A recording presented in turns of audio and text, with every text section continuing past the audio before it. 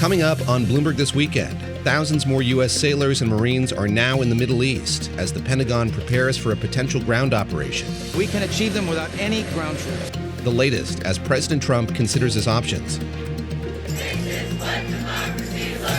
Plus, protesters take to the street for No Kings rallies nationwide as conservatives meet in Texas for CPAC. Iran and immigration top of the agenda for both Republicans and Democrats. Plus, what's next for social media after the landmark verdict against Meta and Alphabet? That court decision opening the floodgates for hundreds of other lawsuits against the tech titans.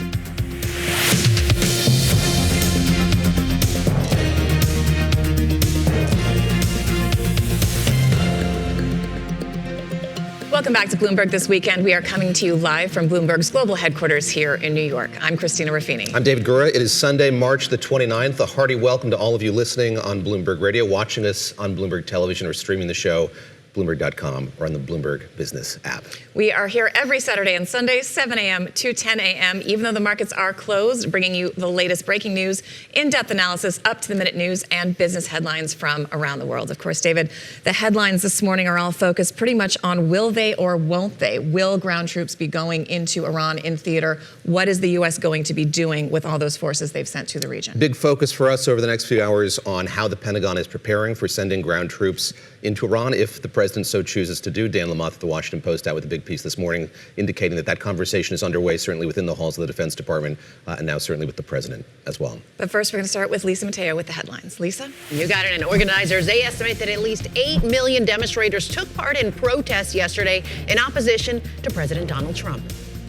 The more people, the more it's going to make a difference. And to the rest of the country, take it from us. We're here, it's cold, but we're still standing up because we believe in democracy. That was the scene in Minnesota. No Kings events, they were held in more than 3,300 locations nationwide. Participants voiced opposition to a number of issues, including the war in Iran and immigration enforcement. Organizers estimated more than 350,000 gathered in New York City. The New York City Police Department said it made 0 protest-related arrests. Actor Robert De Niro was there. Trump has to be stopped. And that's what No Kings is all about. Because he can't do all the things that he's been doing without the collusion of Congress and the goons in his administration. They're bound to him by fear of losing their own jobs, their own power. It's diabolical. To the war in Iran now, where 3,500 additional U.S. troops arrived in the Middle East as the conflict extends into a 5th week. Now, the Washington Post reporting that the U.S. Defense Department was preparing for potentially weeks of ground operations in Iran. Now, it comes as Israel strikes Tehran and Saudi Arabia intercepts almost a dozen drones a day after Yemen-based Houthi militants entered the war. More than a dozen U.S. troops were wounded in an attack on a Saudi base. And any U.S. mission that would likely first target opening the Strait of Hormuz. Now, Pakistan said it had reached a deal with Tehran to allow 20 of its ships passage. Sources say Saudi Arabia has rerouted some of its oil with its east-west pipeline now operating at its full capacity of about 7 million barrels a day. Meanwhile, regional powers, including Saudi Arabia and Turkey, they're meeting in Pakistan to discuss how to end the conflict. In other news, 2026 CPAC conference, well, that wrapped up yesterday. White House Board Czar Tom Homan, he spoke about airport security. The brave men and women of ICE are stepping up to help secure the airports with the people that left TSA, the people that are calling in, because they got to go get a job to feed their families. Right. We got to fill those gaps because the security of the airports is important. We got a heightened threat posture right now. We need to make sure the airports are secure. We need to help Americans get through those lines. Now, for the first time in nearly a decade, David and Christina, President Trump did not attend that conference. Lisa, thank you very much. Going to pick up on something you mentioned there just a minute ago, that piece in the Washington Post this morning, the Post reporting that after weeks of ground operations in Iran are being planned by the Pentagon. That's according to U.S. officials. Those ground operations, the Post reports, would fall short of a full-scale invasion, but instead could involve raids by a mix of special operations forces and conventional infantry troops. Meanwhile, our colleague Nick Wadhams reporting the Trump administration is signaling to its allies the U.S. has no immediate plans for a ground invasion. These reports coming just after Secretary of State Marco Rubio said this to reporters in France. We're going to destroy their factories that make missiles and rockets and drones. We're going to destroy their Navy. We're going to destroy their Air Force. And we are going to significantly destroy their missile launchers so they can never hide behind these things to get a nuclear weapon. We are achieving all those objectives. We are ahead of schedule on most of them. and we can achieve them without any ground troops. All right, joining us now to help to try to decipher all of that, we've got Nancy Youssef. She's a staff writer at The Atlantic, and Jimena Bercecci, our Horizons Middle East and Africa anchor. Nancy, I want to start with you because you're out with a piece with our friend and friend of the show, Missy Ryan, talking about all the force that the U.S. has brought to bear in the region, but the fact that it is setting itself up for a long-term asymmetric warfare and possibly to get bogged down in another insurgency-type conflict. Can you talk to us first about what you're hearing about whether the U.S. will or will not be sending ground forces in, and what you mean in your article? So we do know that ground forces are headed to the region. There are 3,500 Marines and sailors that arrived yesterday. There are Marines from San Diego that should arrive in the next week or so, and there's a headquarters unit coming from the 82nd Airborne. What we don't know is what their specific mission is. That number, about 7,000 total, is certainly not enough to do any sort of major combat operation, but it may be enough to do some kind of specific mission, perhaps targeting one of the islands in the Strait of Hormuz. But either way, I think what we're seeing is a war that started out where the United States and Israel had the advantage in that they had the strongest weapons and the biggest capability. But the Iranians have adjusted by fighting asymmetrically. They're not depending on heavy weapons because they don't have them. Rather, they're using things like missiles and drones to conduct targeted strikes against U.S. allies and regional partners, such that they don't need to decisively win. They simply need to execute enough power to stay in place for another day. Whereas the United States and Israel are seeking to overwhelmingly defeat the Iranian military. So if you think about the war in Iraq, we saw this play out with IEDs, that the Iraqi insurgency stayed in the fight by launching IEDs and targeting troops. This time, that weapon of choice for the Iranians is largely drones. They're inexpensive, they're easy and cheap to make, and as long as Iran hasn't enough capability to make a few more, they stay in the fight. Jimena, I want to get your perspective on how this dovetails with what we've heard yesterday. We were talking about Gulf states kind of wondering about the role that the U.S. is going to play going forward, surprised by and disappointed by and worried by the strikes that we've seen over the course of the last 4 weeks. Would this be welcomed by states in the Gulf? Look, chaos on their doorstep is never welcome, but at the same time, I think the rhetoric that's come through from Gulf leaders is that their patience is being tested. It is not unlimited. But I also think we need to make a distinction amongst the Gulf states. They don't act as a homogenous unit. And in the past couple of days, I think there's been a distinctive narrative that's emerging between, say, the likes of Qatar, who have reiterated that Iran will continue to be a neighbor of the country in the future, and that their preferred solution would be a diplomatic solution, versus the likes of, say, the UAE, who are turning a lot more vocal about the need for a solution that is beyond just a ceasefire, but a more sustainable political solution whereby Iran doesn't continue to pose what they see as a threat and economic terrorism over what they're doing with the Strait of Hormuz right now. So I think that's a very important point to emphasize. The second thing also is that if you think about where we were on Friday, there were talks about the potential for these negotiations, and President Trump indicated that perhaps the Iranian side were asking to talk to them. There's no indication in the last 24 hours that indeed such a meeting is going to take place. There is a meeting taking place in Pakistan today with foreign ministers of Saudi Arabia, of Egypt, Turkey, and Pakistan, but notably nobody from Iran, nobody from the United States. So to your point, I think the focus this weekend has really been on, one, what you were just talking about, the mobilization of that Marine Expeditionary Unit, the arrival of that unit to the region. And number two, we now have a new front in this war. Let's not forget that the Houthis have started striking at Israel. And that is not to be underplayed and understated, because it is perhaps coincidental that Iran have fired up this other front at a time where more troops out of the U.S. are being sent to the region at the same time. Nancy, we had another unexpected player enter the chat this week, and that was Ukrainian President Vladimir Zelensky, who went to the region. He's the first president to visit the region during this conflict, not from the area, and has come up with, has left with defense cooperation agreements with Saudi, UAE, and Qatar, because speaking of asymmetric warfare, obviously Ukraine has been pretty successful in shooting down, pushing back against quadrants of Russian drones coming into its capital cities. And Zelensky has said, look, we know how to do this. Let us help you.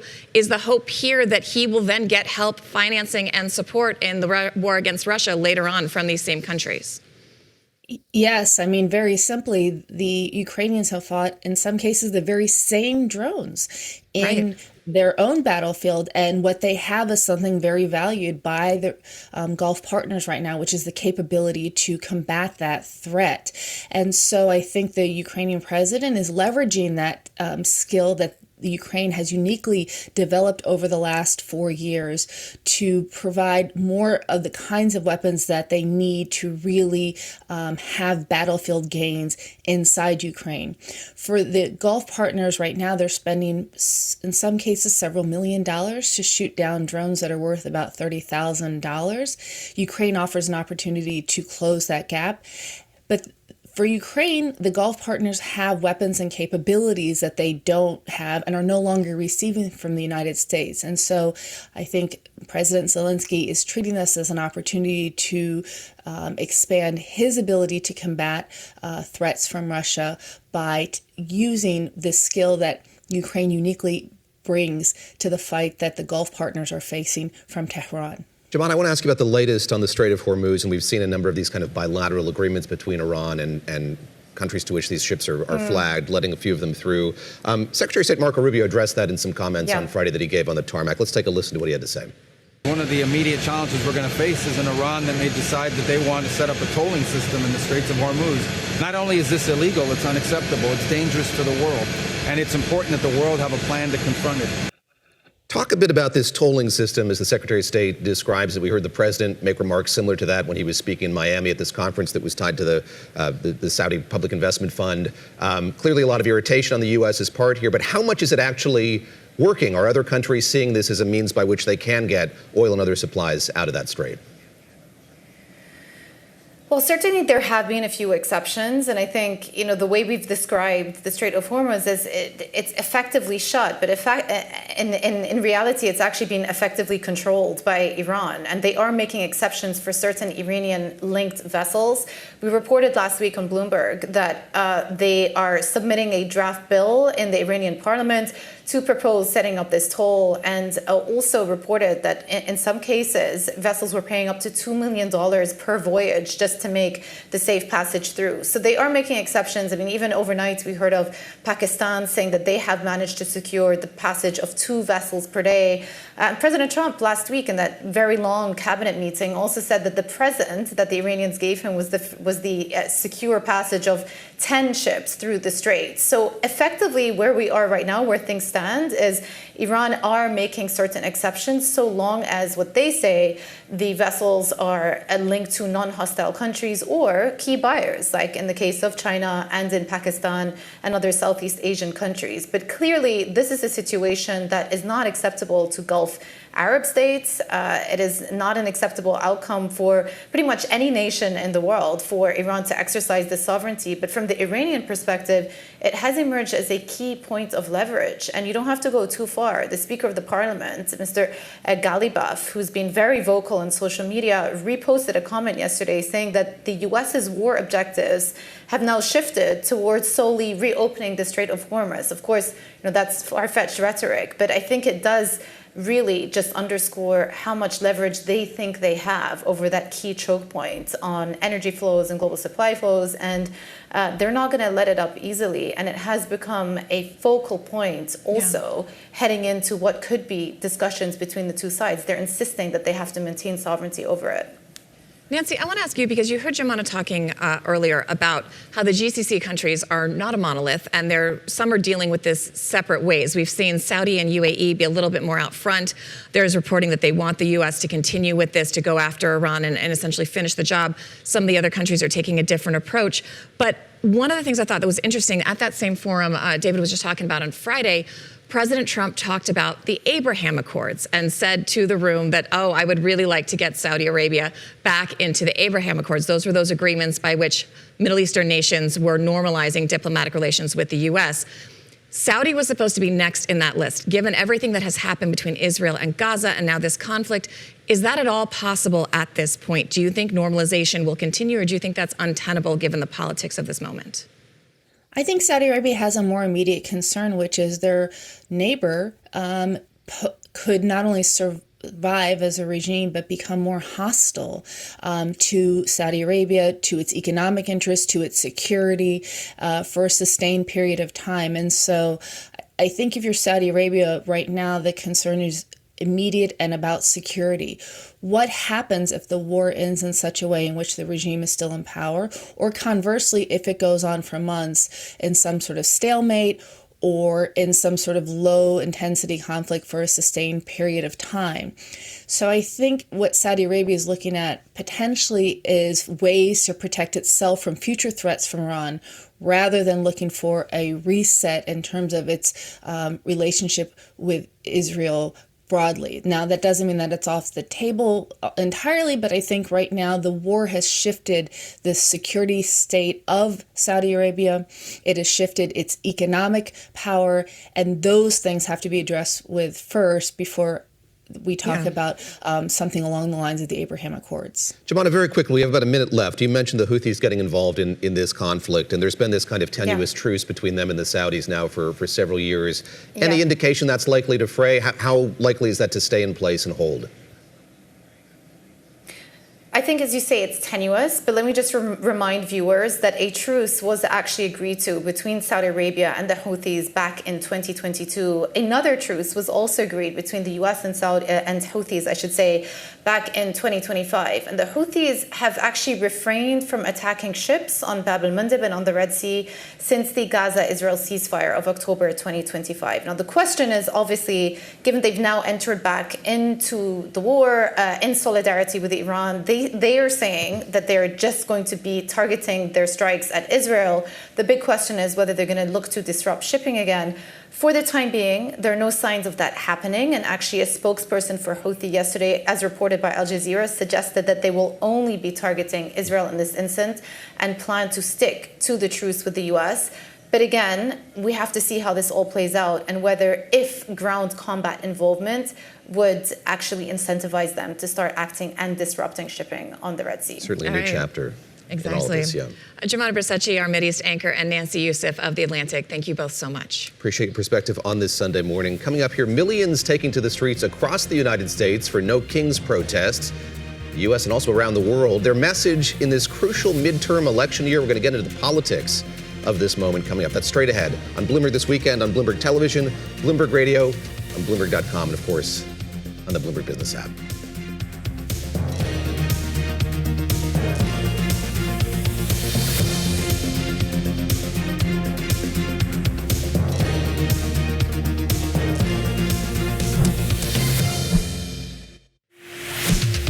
Thank you for joining us live on Bloomberg This Weekend. I'm Lisa Mateo. Let's get you up to date on some of the top stories. And TSA agents, they're expected to start getting paychecks tomorrow despite the government shutdown. Now, it comes as an executive order signed by Donald Trump to use pre-existing funds to pay them.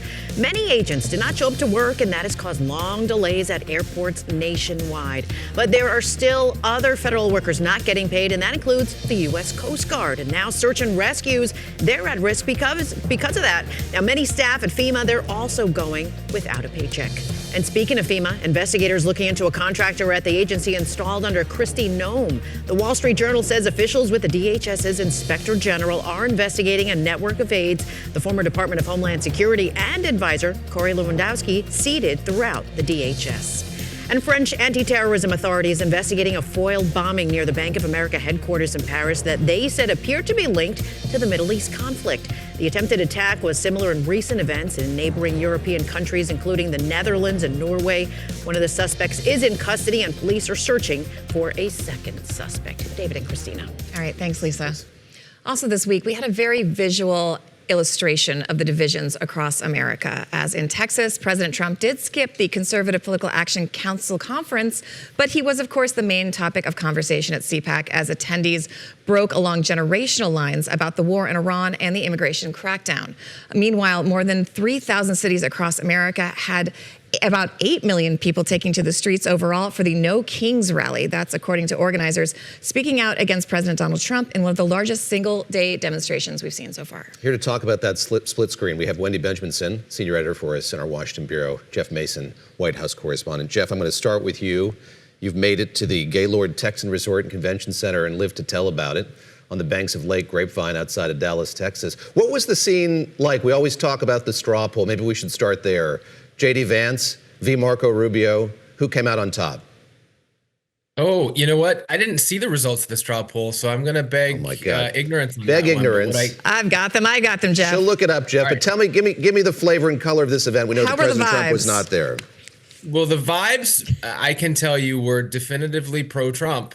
And there were plenty of reporters like myself who descended on the Gaylord Resort to ask people if they were upset about the war. I think I've interviewed roughly 20 folks, and the vast majority of them were still very supportive of the president, maybe had some questions about the war, but were largely supportive. That said, there was absolutely some dissent and some concern. And then one of the guys who I spoke to, who I quoted in my story, said he was upset that the president had gone to war. He noted that the president had promised that that's exactly what he wasn't going to do. And he said that Republicans were in for a shellacking this November in the midterm elections. So couple that with the bigger names who have already parted with the president, like Tucker Carlson, like Megyn Kelly, like Joe Kent, who resigned a week or two ago from his administration. There is absolutely a divide we're seeing in MAGA world, but it is not so big that the party faithful, or at least the MAGA faithful who were present at CPAC, were ready to leave or ready to part with him entirely. And Jeff, I've got those numbers for you. I mean, unsurprising, but maybe not good news if you're Marco Rubio. J.D. Vance received 53%, and Marco Rubio came in second with about 35%. Can you talk a little bit about how those two are shaping up as possible contenders for the next round? And if this, at this point, is a little bit sealed, because this seems to be when these two are put up against each other in polling, who comes out on top? Yeah, I mean, right now, Vice President Vance certainly has a little bit of an upper hand, and that is reflected in that poll. I think he is more associated with MAGA than Marco Rubio. In some ways, that could at some point be a strength for Rubio, that he has managed to both attract some MAGA support, but also still maintain a reputation as a more traditional Republican in a Trump administration.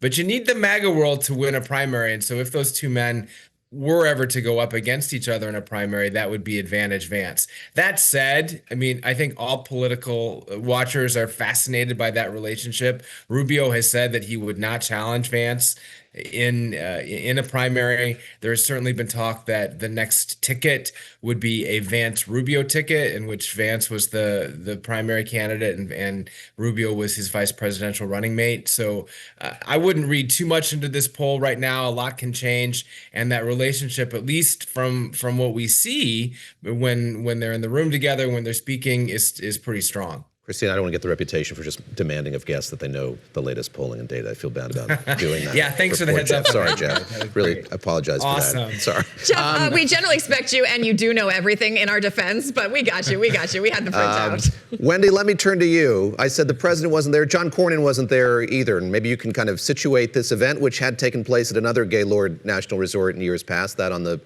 Potomac River. It's now in Texas. Harbor, yeah. Sort of strange that John Cornyn was there, given this moment where there is this roiling debate over who's going to be the next Republican nominee for Senate in that state. Right, exactly. John Cornyn, I think, is trying to carve out that same lane that Jeff was just describing Marco Rubio is in.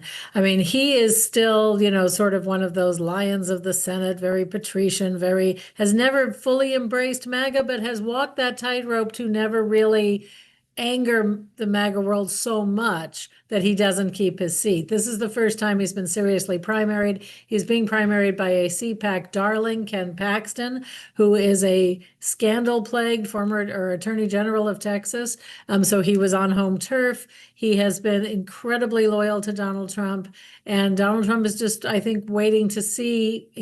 I think Donald Trump is doing a few things. He's waiting to see whether Ken Paxton actually has electability outside MAGA world to get those Republicans and independents you would need for for a successful statewide win.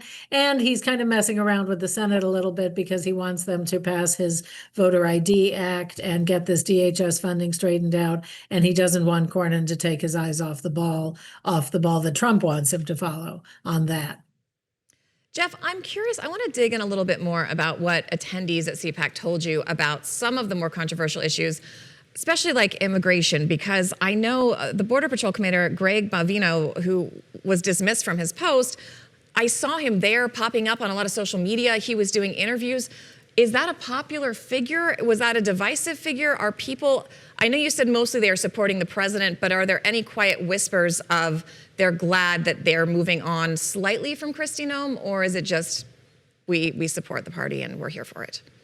I have to tell you, the vast majority of people I spoke to didn't express a single doubt about the president's policies, about what he's doing on any of these things. The main topic that I was talking to people about was Iran, but the general sentiment of folks there was, again, pro-Trump, pro this administration, pro what he's doing.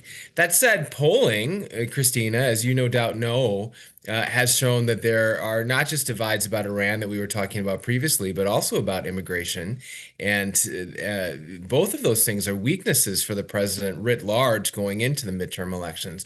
And you're seeing that, you guys mentioned the No Kings protest earlier. That's obviously not a MAGA crowd, but that is not exactly what the president's wanting to see this close to the election. So I think there are weaknesses there in terms of DHS. In terms of, I mean, I don't have anything specific to say about Vendingo, but the broad issue of whether the president and his administration and Kristi Noem and all of her lieutenants have gone too far, that is, the polling's pretty clear about that, and the country would say yes. Let's turn to No Kings and hear a little sampling of what protesters across the country had to say when they were asked about why they took to the streets in cities across this country yesterday. The immigrant abductions are a grave concern to me. The treatment, the inhumane treatment that's going on. We watched our democracy crumble over the past year in ways that, I mean, obviously I've lived a while, and I did not believe that I'd ever witness anything like this in this country. This was something that happened elsewhere. Iran is terrifying. Venezuela, walking in there and pulling a president out. What's going on with the undocumented people. I mean, it's just outrageous every single day. I'm here because I'm worried about my children and my grandchildren. I'm worried about what we are leaving them. Wendy Benjaminson, you listened to that unscientific sample, that bit of sound from protesters who were out yesterday. What's your takeaway from this? I believe the third iteration of these No Kings protests. What does it say about the strength of that opposition movement to President Trump? Well, the demonstrations make for great pictures and great interviews, as you said, to show that there is a resistance to it. I think one of the reasons that some of these protests haven't really taken off in terms of affecting things is, one, as Jeff has pointed out, MAGA world is the opposition to the No Kings people are very, very, very firm in their beliefs of Trump, and they will not be swayed. Also, they just have a sort of general aim, Iran, immigration, this, that. They just don't like Donald Trump. And I think that while they are great visuals, they're not really making a dent in the opposition to Trump that is already there. I will say one thing about the Trump administration and Iran that I wanted is that, especially today as it's Sunday and we have your show and Face the Nation and Meet the Press and all these shows that are coming up in the morning, the administration is doing nothing to build public support for the war.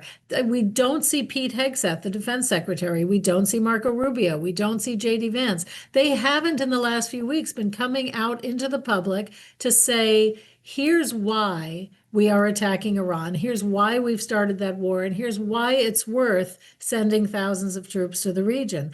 Most presidents, in my lifetime at least, have really worked that bully pulpit, have really gotten the public behind them. And I just don't think the administration is that interested in public support for the war at this point. It's a good point. Scott Bessent was out last weekend. Yes. Confronting the war. But you're right. And we were just talking earlier. Sorry, Wendy. We were just talking earlier, too, about we haven't even seen usually when you have kind of action like this, you have someone at the podium at CENTCOM or the Pentagon every day kind of giving updates and trying to frame what's happening in a positive way for the mission. We haven't seen that. Jeff, what are you hearing from the White House about messaging? Are they at all concerned about this, or are they just doing their thing? You know what? This is just a totally different administration. That's what I would say. They don't worry. I don't want to say they don't worry about messaging, but I don't think that they're concerned broadly about how this is coming across. And exhibit A of that is what we were talking about in the MAGA universe. I mean, the MAGA folks, the people who are really largely responsible for President Trump being in office right now, would have good reason to come out and say, look, this is not what we signed up for. President Trump promised no new wars. President Trump promised to bring prices down. These are things that he's not actually doing. They have good reason to do that, but they're not doing that because they largely, as we've said already, just give blanket support to someone who they believe is making decisions in their interests. And that's, one of the things that I got in terms of feedback from people. So messaging, that's something we talk about in the Beltway for sure. Is it unusual? Yes. In a normal wartime stance, would you be seeing people at the podium at the Pentagon and at the White House on a daily basis? Yes. Yep. This is not a traditional presidency, and I think that's reflected in messaging as well as the policy. Jeff and Wendy, thank you very much. Winners both of our Bloomberg This Weekend straw poll for favorite guests. These 100%. Two, Wendy Benjaminson, Jeff Mason, joining us on this Sunday. It's a dead tie. It's dead heat. Thank you both so much. All right, coming up, a landmark trial that brought Mark Zuckerberg to court. Social media companies found liable for addicting children. The director of a Bloomberg investigation that looks at this important issue joins us next on Bloomberg This Weekend.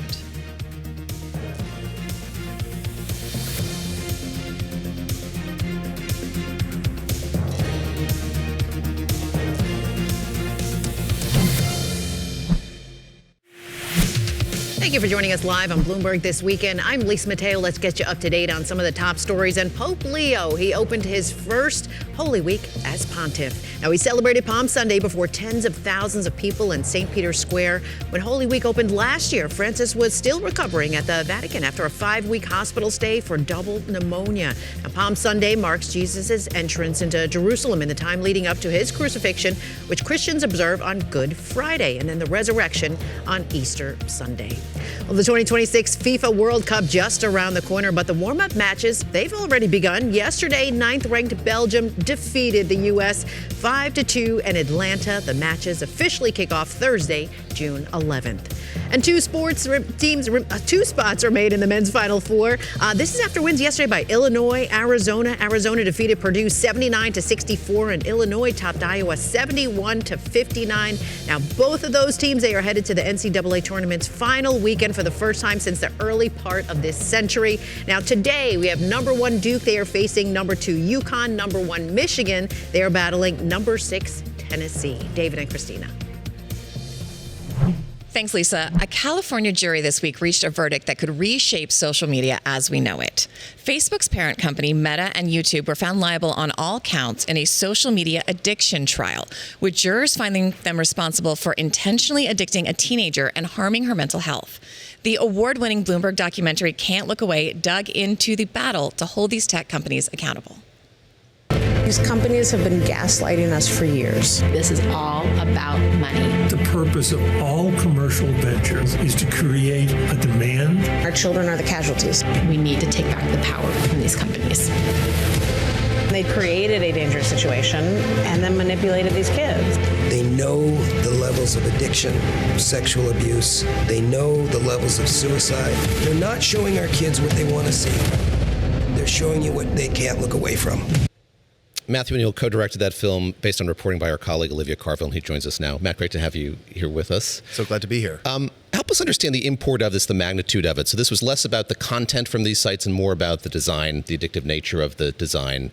How do you think about this judgment in the sweep of what you've been reporting on over these last many years? Well, what you hear in that clip right there, both Laura Marquez Garrett and Matt Bergman, two of the lawyers from the Social Media Victims Law Center, they're talking about product design. And that's the key element, not only in this case in California, but in the other case that made headlines this week in New Mexico, where the product design is seen as the central flaw. Because previously they tried to argue liability for individual posts, and that hadn't made way in the courts because of how that law was structured. This is a new approach, right? So this is a novel legal approach that you see. It's reflected in Can't Look Away. It's actually in a trial that we follow where they're going against Snapchat that you actually see in the film. But it's the same lawyers and some of the same families that Perry Peltz, the other director of the film, and I and Olivia followed for years for Can't Look Away. Are they using, how strong is the argument that these media companies are using the same kind of tactics that we saw with companies like tobacco and alcohol to try to market it to kids and get them hooked early and young? Well, you're seeing headlines right now that this is social media's big tobacco moment. And it is a public health crisis. This is something that is happening to many, many, many children. When you think about tobacco, I think at its height, about 34% of teenagers were using tobacco. It's essentially all teenagers are using social media. And it's a much bigger public health crisis because of the scale of their use. Thinking about tobacco, for instance, it had this kind of catalytic quality where after that judgment, I think there was a wider awareness of the public health impacts of it. How do you think about that, the impact, again, that this judgment in LA, the judgment in New Mexico as well, could have on kind of advancing the conversation or a wider understanding of what's happening here? Well, you see the headlines. I mean, this was on every homepage, on every front page. This case, Mark Zuckerberg testifying, it was a really big deal. So I think that the social impact of this, the way people are talking about these cases, the awareness that good journalism, like what you see in Can't Look Away, does for the impact and the harms that social media has on children is really changing the conversation. So you have this mixture of different forces. There's been legislative efforts. These whistleblowers, Arturo Bejar, who's been speaking out a great deal, Frances Haugen, they've been in front of Congress. But now this is a jury listening to what these whistleblowers are saying and saying that it meets the legal threshold to hold these companies liable. And the dollar amount was not that much. It was what, $6 million. I mean, for these companies, it's a lot for me. It's a lot for all of us. But for them, it's not that much. But is it more about the precedent that it sets, that this is a successful argument that others can now pick up, and maybe that foments things like legislative change and things like that? So this is the first case through the door. It's what's known as a bellwether case. And the other companies, TikTok and Snapchat, settled with this plaintiff in advance of going to trial, presumably because they did not want to go to trial. Obviously, Meta and YouTube thought they would be better off going to trial. That strategy did not play out for them. There are literally thousands of more people lined up behind this case. Some of the families you see in Can't Look Away are also sort of in line to hold these companies accountable. So yes, $3 million when you think about Meta's market capitalization doesn't sound like that much money, but the number of people that are coming in the doors after this case, and critically, the pressure it puts on the company to change, which is what these parents care about the most. You saw scenes, Laura Marquez Garrett, one of the lawyers who's in that clip that you shared, she was on the steps of the courthouse with other families that have cases against Meta and TikTok and Snapchat and others, all hanging on every moment of this jury's verdict. And you see photos of them embracing each other afterwards, because what they're after, what the families are largely after, is change, not just a dollar amount. Talk a bit more about that, and I don't want to talk about these families who've been affected as a monolith, but you've spent time with a number of them. We know in broad strokes who the plaintiff was in the case in California. When you say they want change, what does that mean in real terms? Is it legislative change to Section 230, which we've heard a lot about? Is it radical changes to the way that these social media sites have their programming, the way that these apps their algorithms are built? What are they looking for, if you can characterize it? To categorize it broadly, I think they want to change the nature of the business. Right now, these businesses often put profit ahead of people and really ahead of children's lives. And that's the fundamental switch, is they want safeguards, whether the safeguards come internally from the companies, whether they come externally from legislation. The parents in these cases have taken their grief, taken this unimaginable horror that they've suffered through, and they continue to tell their story and re-traumatize themselves and bring their story out in public because they believe that change can happen. And how exactly that change happens, we don't know in this country. Imagine Congress keeping up with the change in technology. It's really hard. But our civil justice system in this case has. Well, look, you've got this ban in Australia that they've just instituted for people under 16. The UK tried to do something similar. They didn't quite get it, so they're doing like a pilot program where they're testing a ban. If you are a parent of a teenager, if you are a young person, frankly, if you're an adult, I get depressed after I've been spending too much time on social media. What can you do now without this legislation, without help from these companies? If you're a parent or a person looking to improve your relationship with social media, have you found anything to be effective, any tips or things to help folks out? I'll quote one of the parents who are featured in the film, Amy Neville, whose son died of fentanyl poisoning that was delivered to him via a Snapchat connection. And Amy's biggest point for parents is talk. Talk. That's what you can do now.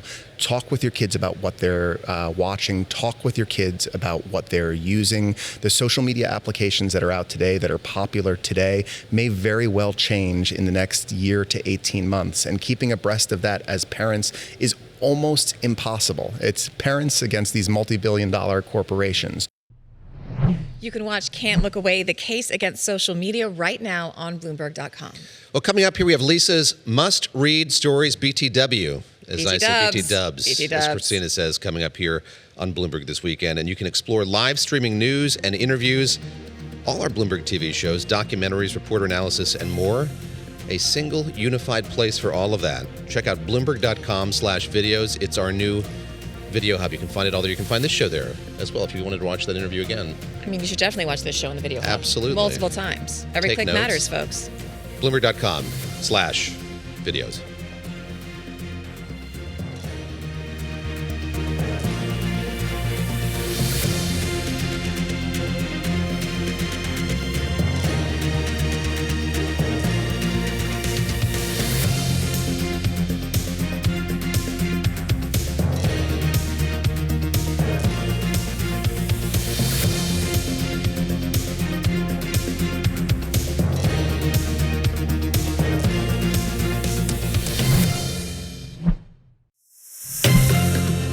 Welcome back to Bloomberg This Weekend. It is time for Lisa to teach us some things about some stories you may have missed in our segment, BT Dubs, by the way. BTW, yeah. By the way, exactly, in Bloomberg This Weekend.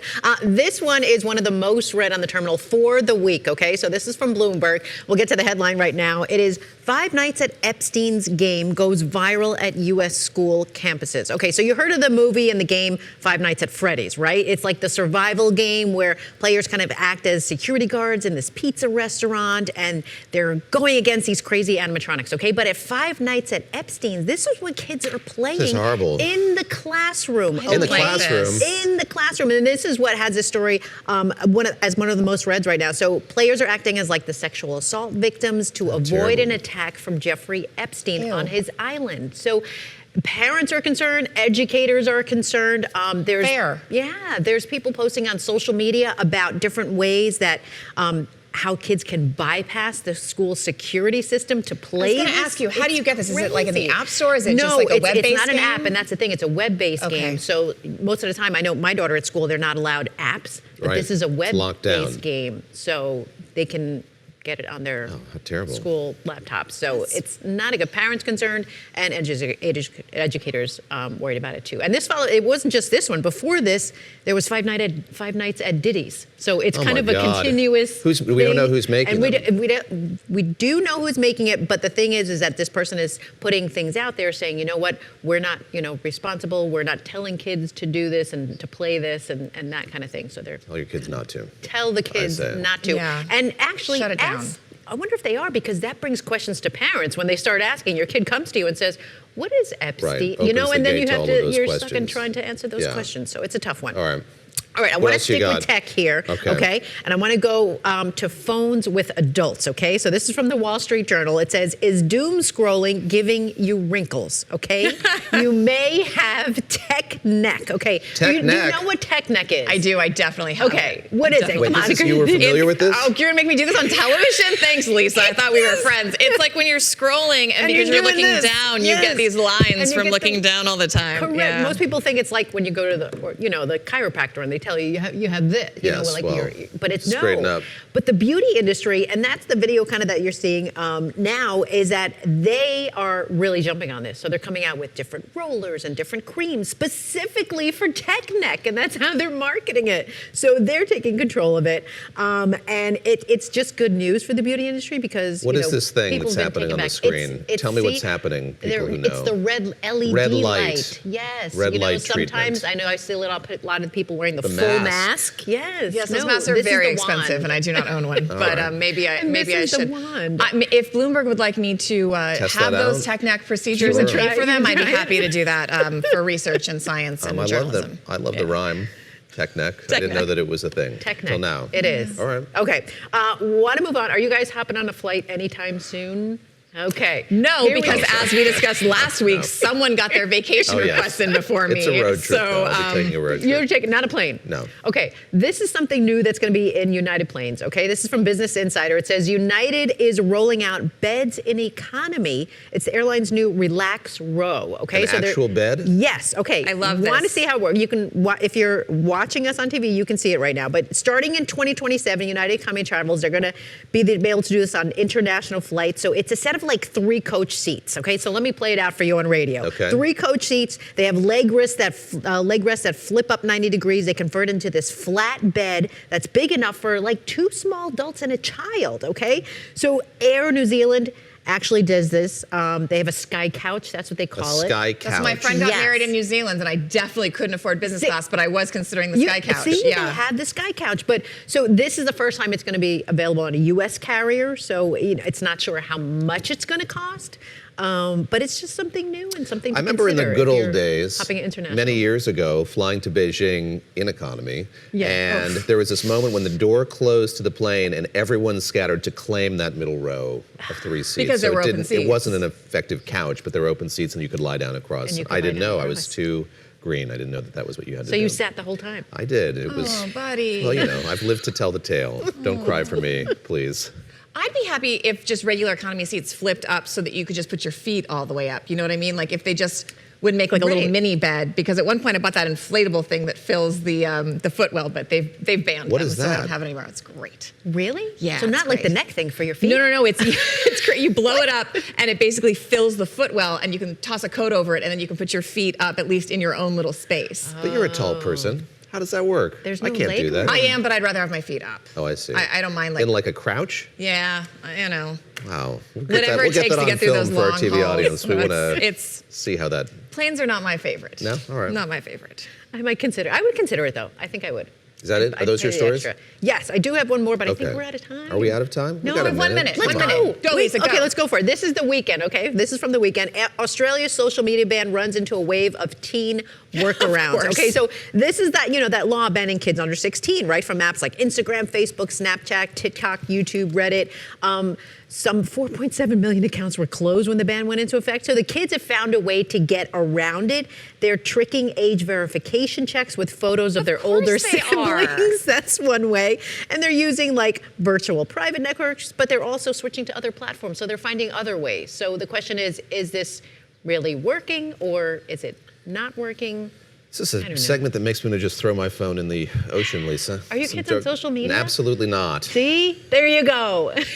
Are you on They're social not media? watching. No, I just am, kidding. but David Guerrero's on social media.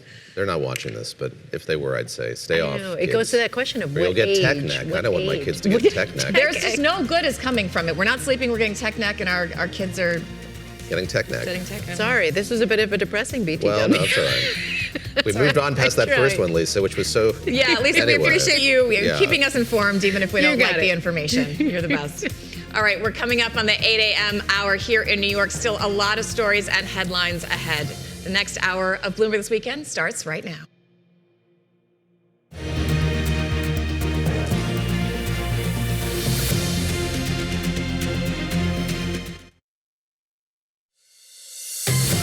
Welcome to Bloomberg This Weekend, live from New York with David Gura, Christina Ruffini, and Lisa Mateo. The latest headlines, key analysis, big interviews, and the stories that hit home on your days off.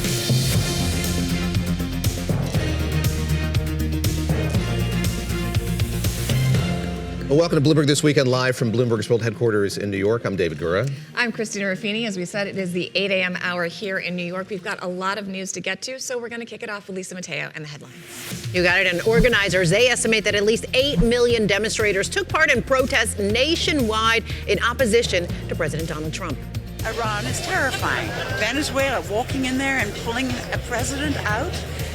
What's going on with the undocumented people. I mean, it's just outrageous every single day. That was a scene at No Kings events in Washington, D.C. They were held in more than 3,300 locations nationwide. Participants voiced opposition to a number of issues, including the war in Iran, immigration enforcement. Organizers estimated more than 350,000 gathered in New York City. The New York City Police Department said it made 0 protest-related arrests. Senator Bernie Sanders was in Minnesota. At a time when the American people are politically divided, there is one issue that is bringing us together. Conservatives, moderates, and progressives are speaking out in unison. End this war. Well, now to the war in Iran, where 3,500 additional U.S. troops arrived in the Middle East as the conflict extends into a 5th week. The Washington Post reporting that the U.S. Defense Department was preparing for potentially weeks of ground operations in Iran. It comes as Israel strikes Tehran and Saudi Arabia intercepts almost a dozen drones a day after Yemen-based Houthi militants entered the war. And any U.S. mission would likely first target opening the Strait of Hormuz. Pakistan said it reached a deal with Tehran to allow 20 of its ships passage, and sources say Saudi Arabia rerouted some of its oil with its east-west pipeline now operating at full capacity of 7 million barrels a day. Now, meanwhile, regional powers, including Saudi Arabia and Turkey, meeting in Pakistan to discuss how to end the conflict. And in other news, Vice President J.D. Vance, he won this year's straw poll of attendees at the 2026 CPAC conference. 53% of respondents said he was their preferred choice in the 2028 Republican presidential primary. It was a slight drop from his 61% support in last year's poll. Secretary of State Marco Rubio earned 35% of the vote. That was a leap from his 3% back in 2025. David and Christina. 3%. So he didn't win the straw poll, but he's certainly doing He's certainly got a big sizable jump. Escalation better than last time. All right.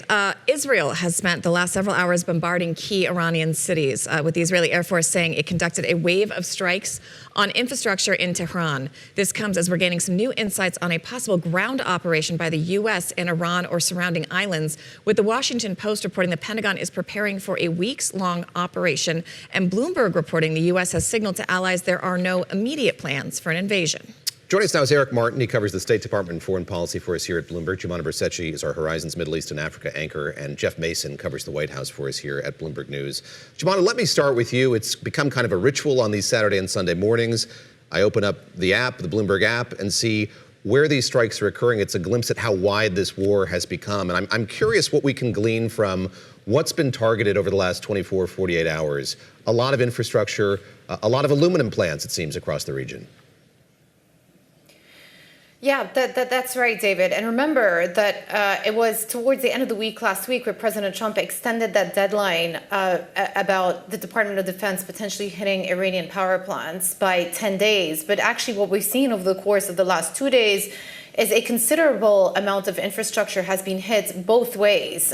Friday evening, some key nuclear sites were targeted around Iran, though I should say that IAEA put out a note the next morning suggesting that there had been no radiation leaks alongside 2 steel facilities in Iran. Now, in retaliation to that, Iran, as expected, lashed out at Gulf states. And what we have been reporting over the last 24 hours is another 2 key aluminium production facilities in the region have been hit and damaged. One of them is Alba in Bahrain. They say that they're still assessing the extent of the damage, but likely will cause disruptions. The other one is Emirates Global Aluminium, which is a key supplier, I should say, to the US. And Middle East aluminium as a whole accounts for about 9% of the global supply of aluminium. So yes, there's been a lot of conversation about obviously oil, gas, but increasingly we're seeing other key commodities getting targeted as well. And the strikes, I will say, the projectiles that are being intercepted in the region,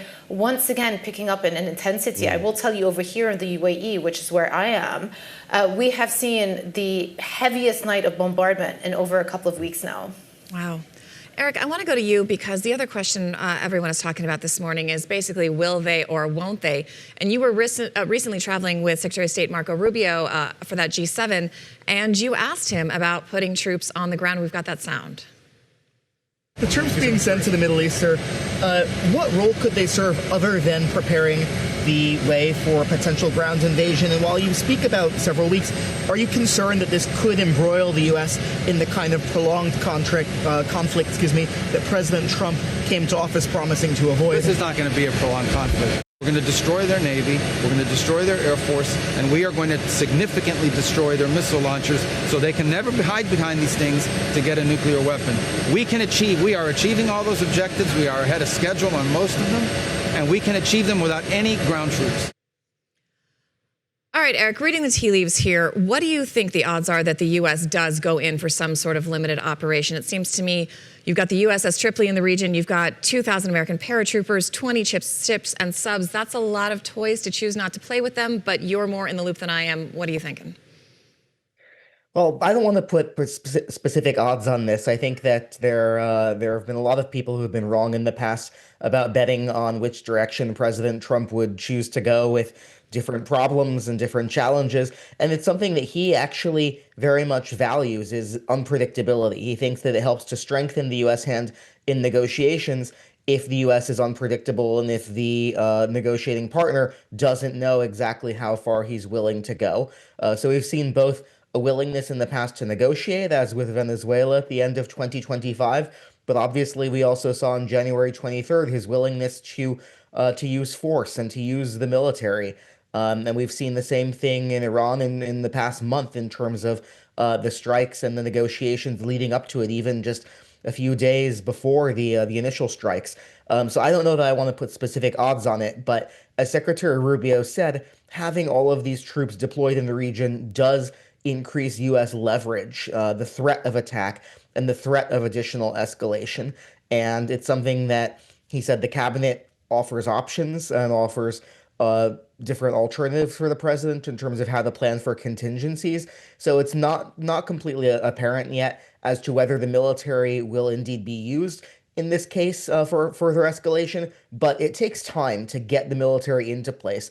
Marine Expeditionary Units, MEUs, or MEUs as they're called, those take time to position, and they can take up to weeks to arrive. And so it's something that if you want to have the option, you really need to put in the planning and put in the time and activate early the deployment and get everybody to the region and into position in case the president decides that's the road he wants to go down. Jeff Mason, so that's happening. We can glean that from Dan Lamont's reporting in the Washington Post, glean that from Nick Wadhams, our colleague who reported it for Bloomberg News, that within the Pentagon there are conversations taking place about how this might unfold if that's what the president wants. Which brings me to you. What do we know of what the president wants at this point in time? He spoke at a conference in Miami on Friday and talked about how there are 3,000 some odd targets left that the White House has its eye on. They have control of airspace over Iran, so they're just floating above Iran, his words, picking what they might target next. He still speaks about this war like he has a lot of determinism, Jeff. He can kind of decide the way in which this is going to unfold. But we've seen, as we talked about with Jumana just a few minutes ago, attacks taking place across the region, kind of running counter to what he said would happen here in the war. How is the president feeling about, how's he thinking about the next steps in this conflict? David, you asked me, what does the president want? I think he wants to keep us guessing. I think he wants to keep the world guessing, and I think he certainly wants to keep Iran guessing. You're spot on to say, and Giovanna was spot on to say that there's been multiple contradictions coming out of from the president, from this administration, in terms of not just messaging, but in terms of what they said would happen with the war, will happen with the war, or is happening with the war. One of those is about the length of the war. I mean, we were just listening to Secretary Rubio talk about this not becoming a prolonged conflict. Well, that really gets down to the definition of prolonged. We're moving into week 5. The president at one point had said 5 to 6 weeks. The president then, in the same breath, in the following weeks after the initial announcement, said this war is going to end soon. This war is going to end soon, largely driven by his concern about oil prices and the economic impacts. But the war is, I mean, I think we can all agree that the definition of soon is pretty quick. It's not ending pretty quickly. It's certainly not ending pretty quickly if they are putting troops into the region for the potential of boots on the ground and a longer term conflict. So to sum up, lots and lots of contradictions, and it's pretty hard to say what the president wants because he's not articulating it clearly in a way that we can really draw conclusions. Eric, one of the things the president has been clear about wanting is help from NATO, from European allies, opening the Strait of Hormuz. And it sounds like this G7 was a bit contentious. We've got some lines from your article there. You say the Europeans have rebuffed Trump's bid for their natives to participate in the opening of the Strait of Hormuz, saying they'd help once the missiles have stopped flying. All the while, U.S. bases in Europe have been key to the war effort, and some European bases have provided logistical support.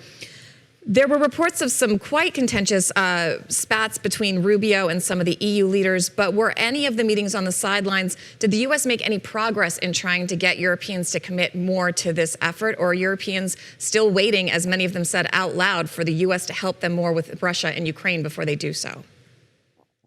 Well, I think U.S. officials came away from France and from these G7 meetings and from the efforts of the past week feeling that they have made progress, that there is an acknowledgement of the link between Russia and Iran, but also the idea and kind of the causality or the chronology here being if you're against Russia and you want to stand up to Russia in Ukraine, then you should also be standing up to Iran and to the regime and standing with the U.S.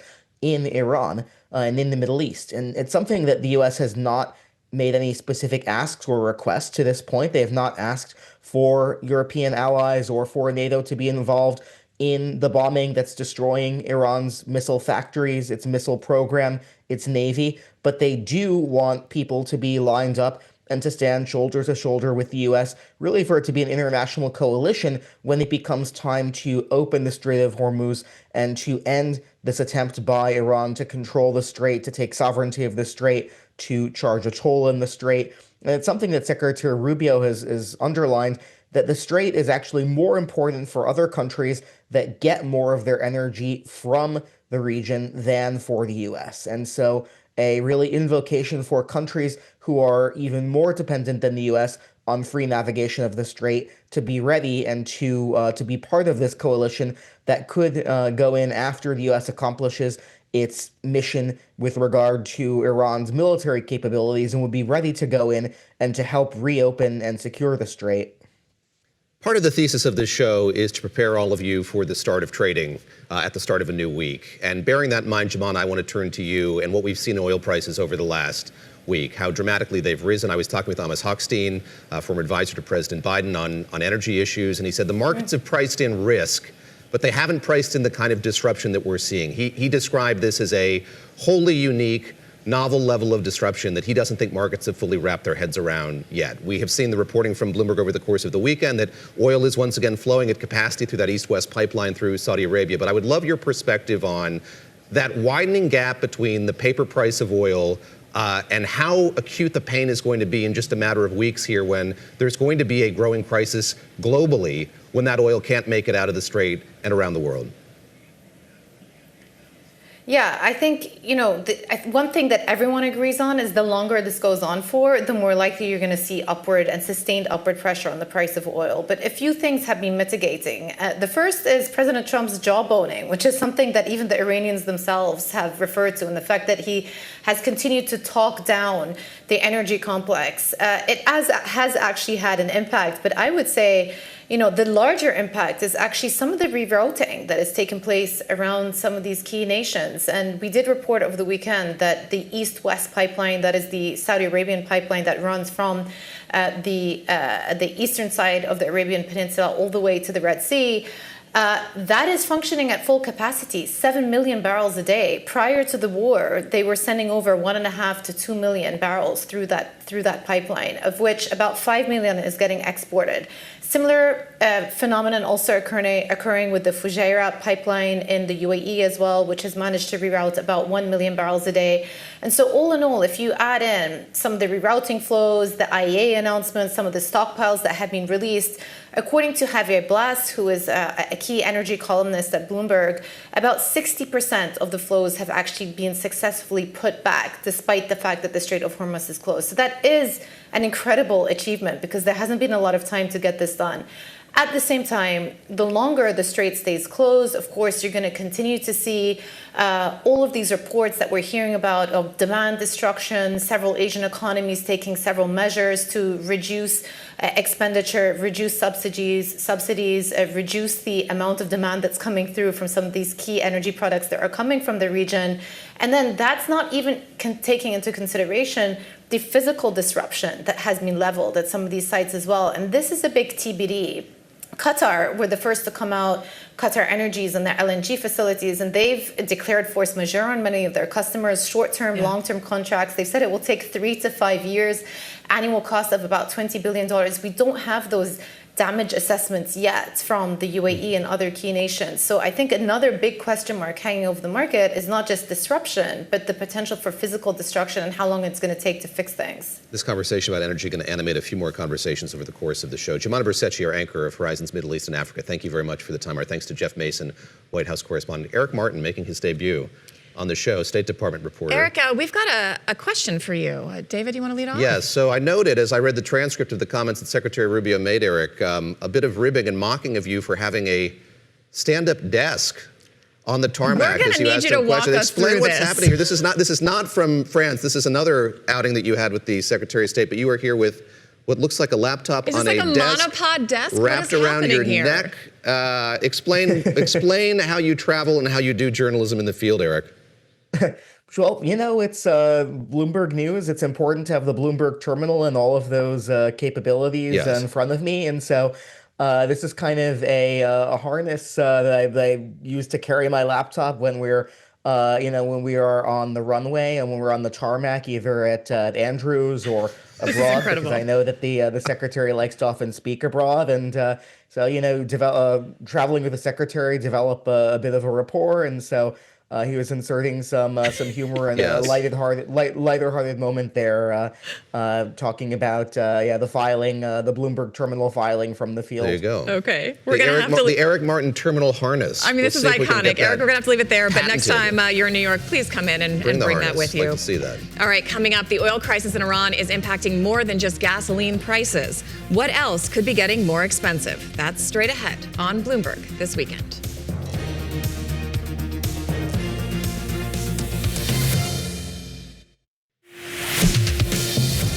Thank you for joining us live on Bloomberg this weekend. I'm Lisa Mateo. Let's get you up to date on some of the top stories. And TSA agents, they're expected to begin getting paychecks tomorrow. That's despite the government shutdown. It comes after an executive order signed by Donald Trump to use pre-existing funds to pay them.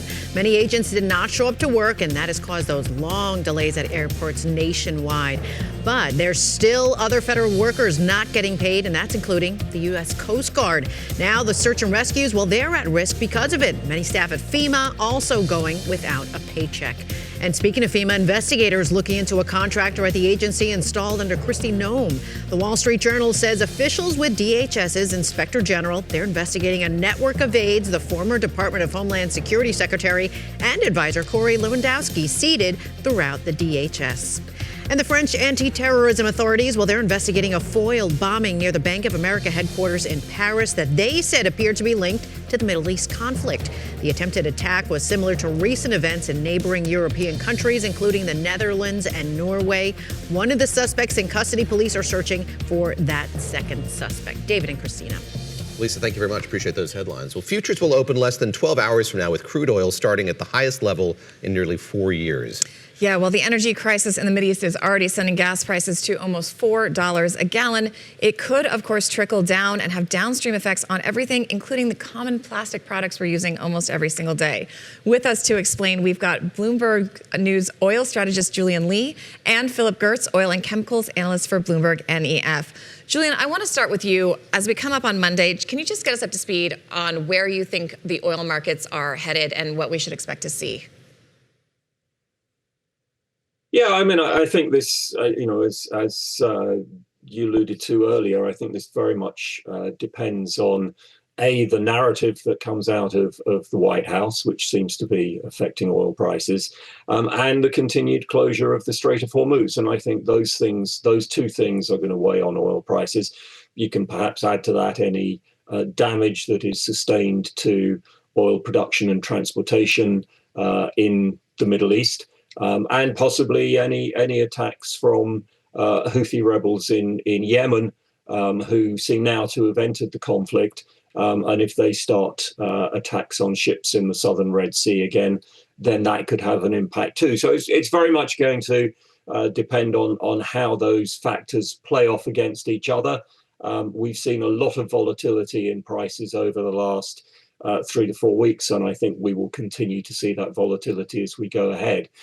The one thing I think is undeniable is that the longer this goes on and the longer the Strait of Hormuz remains effectively closed to traffic, the more upward pressure there will be on oil prices and the more difficult it will be to see those coming down quickly.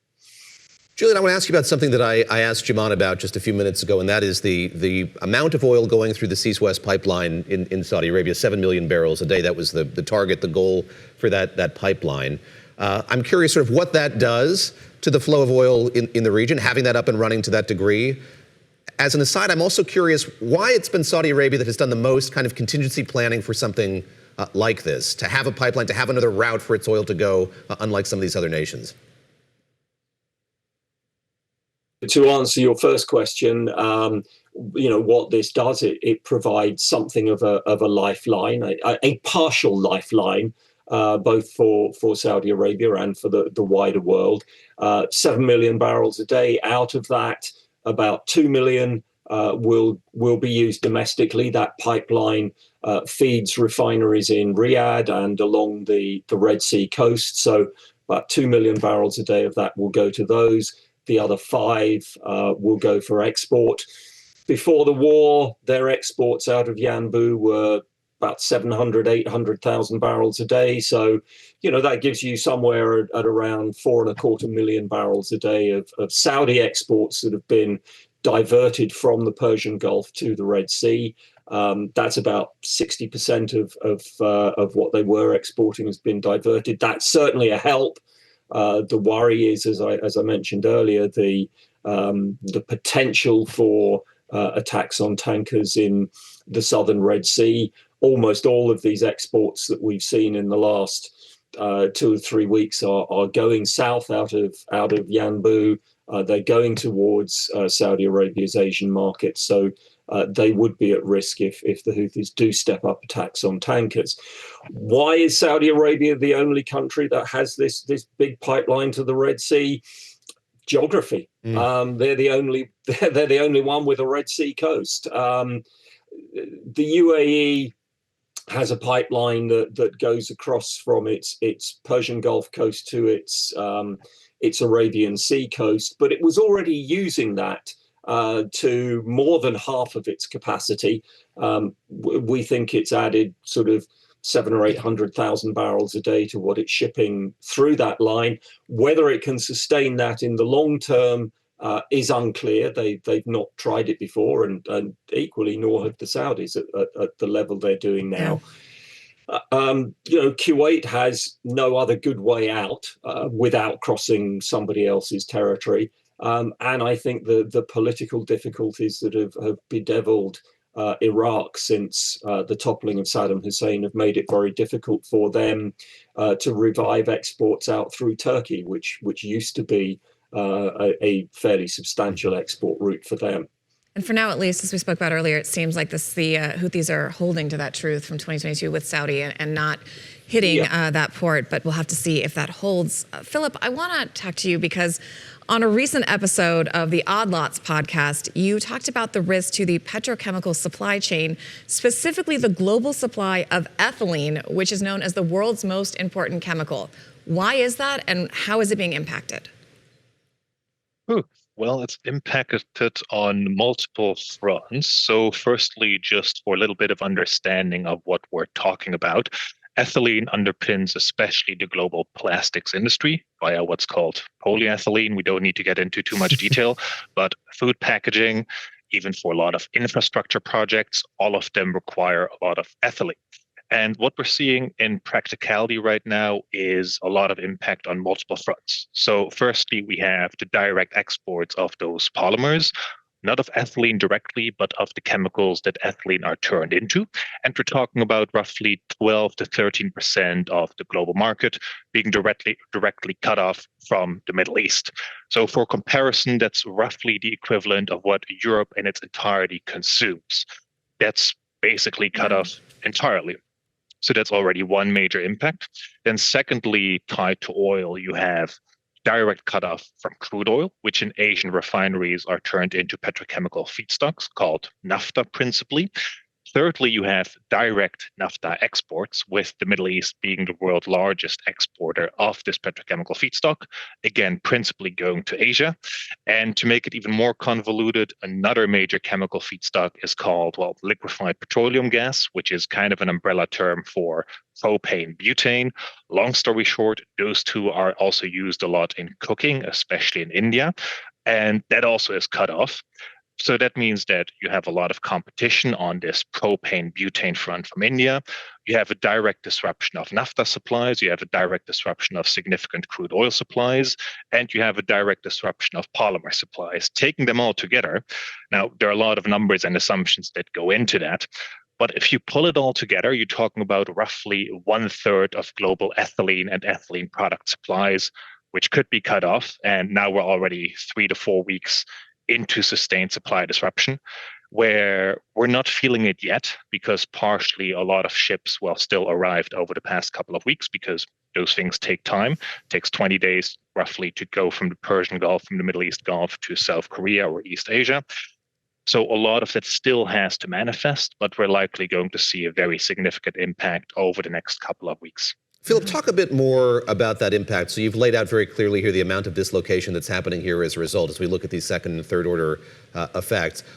What is that going to mean for consumers in London, where you are, for those of us here in New York? So how are companies, again, downstream from the oil producers, how and when are they going to be reckoning with all of this?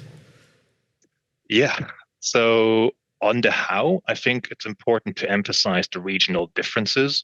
For Asia, it will most likely, and we're going to get to the when in a bit, but it will most likely turn into really a security of supply concern, especially for those chemicals that are foundational to, meeting the basic needs of society. And I would be particularly concerned about food packaging here. So that's probably top of mind for really Asia. For Europe and the US, it's a bit more tricky because to me, it seems reasonable to assume they're not immediate supply concerns yet. But obviously, there will be a very strong pull from Asia because Asia will have a very significant immediate shortage that will drive up its prices, and that will pull a lot away from the US and Europe. Now, what this means for consumers, to me, it stands to reason that you'll just see it will be a very strong upward effect on prices across the board. It will have a very strong inflationary effect. How strong? That's a big question mark for me, as to me, it's also quite an unprecedented scenario. And we obviously still have to see how things play out further down the line. When it comes to the when, right now, the impact is still pretty muted, at least when it comes to also the price movements. A lot, again, has been driven by sentiment, not so much a physical shortage yet. That will probably manifest over the next weeks. And then with plastics, you also have a slight delay because you have some inventories that can be withdrawn. Now, taking all of that into account, probably the impact will really ramp up from April onward. And then depending on how things go, it will just worsen by the month. May, June, at this point also almost seems like a given that there will be very significant impact, first and foremost in Asia, but also further downstream in Europe and the US. Okay. Julian, I want to ask you, we don't have a ton of time, but the CEO of Chevron was at CERAWeek, this big oil convention in Houston, and was asked to compare this conflict with the conflict, with the supply disruption when the conflict in Ukraine started. And he said there was a difference because there was still a constant supply happening there. What is your take on that? Is this worse? Is this different? Compare and contrast, please. Oh, this is much different and much worse. As I said, there was a constant supply of oil out of Russia during and has been throughout the Ukraine war. What we've seen there is a diversion of supply from European markets to Asian markets, and a deliberate attempt by successive US administrations not to impact the overall volume of flow. I mean, that's been very deliberate. What we've seen with Hormuz is a slashing of the amount of oil that is available on the world market, regardless of where it goes. Okay, thank you so much, Julian Lee and Philip Gertz, both oil and chemical analysts for Bloomberg, and we really appreciate your knowledge. Appreciate that time. And again, I go back to that comment that I made a little while ago about pricing and risk versus disruption. I think will be fascinating to see as, again, this war continues to unfold, the degree to which markets have priced this in accurately. I think they had been cheered for so long. As the president said, he hoped to wrap this up sooner, but certainly the last week has kind of thrown that into a different kind of relief. And we're going to have to see, I mean, especially as if this war continues to widen, as we hear Jumana talking about, these strikes seem to be picking up tempo. Again, there are still other facilities that could compromise, especially if the Houthis decide to hit that Red Sea port from Saudi. That's really going to make an impact. Yes. How much and how widely infrastructure is targeted, I think, is a crucial variable here in the week and weeks ahead. All right, Venezuela is home to the world's largest oil reserves. A group of investors just returned from a trip there. We're going to ask next what business opportunities could be found in that South American country. That's coming up on Bloomberg This Weekend on Bloomberg Television, Bloomberg Radio, at Bloomberg.com, and on the Bloomberg Business app. Stay with us.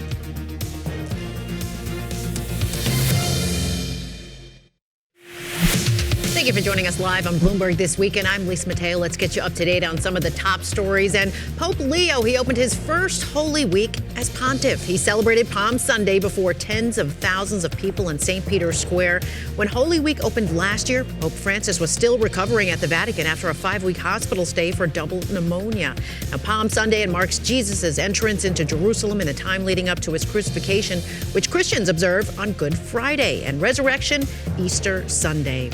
Well, 2 spots remain in the men's Final Four after wins yesterday by Illinois and Arizona. Now, both of those teams are actually headed to the NCAA tournament's final weekend for the first time since the early part of this century. Today, number 1 Duke faces number 2 UConn, and number 1 Michigan, will they battle number 6 Tennessee.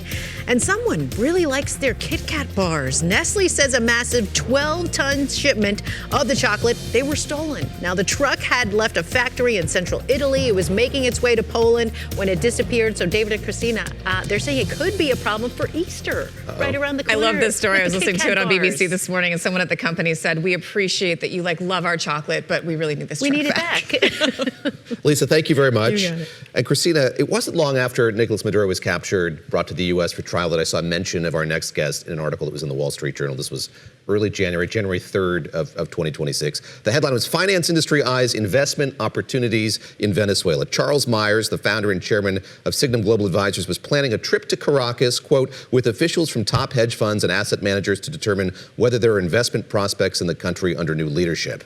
That trip has just happened. Charles and I have stayed in touch. I said, you got to come on the show when you get back from the trip. He got back on Wednesday night, and Charles Myers joins us now. Charles, great to have you with us. And let me just start with what you set out to do there, as outlined in that piece, to see if there are, in fact, investment opportunities in Venezuela. What did you learn over the course of this 2-day trip that you took to Caracas? Yeah, good morning, and thanks for having me on. So we, as a firm, we're sort of known for doing these trips. Last year, we took clients to Ukraine and to Syria to meet with the governments there to look at reconstruction opportunities. So Venezuela was sort of a natural for us post-Maduro. We, however, for this trip had so much more interest that we had to turn it into a conference on the ground. We had 55 participants from all over the world fly in and do a 2-day conference on the ground. I'd say that our biggest takeaway is things are moving at light speed in Venezuela. The government is pushing through significant reforms that benefit foreign investors. They've changed the hydrocarbons law. They changed the minerals law. There's also things on the diplomatic front. We've reestablished diplomatic ties with Venezuela, the United States. American Airlines is launching nonstop service from Miami next month to Caracas. Things are moving at light speed for foreign investors. Our 2 days there, including meeting with the president of the Republic, was very productive. I think most people, including myself, walked away even more optimistic on the future of Venezuela. We saw that picture there of you with the acting president, Delcy Rodriguez.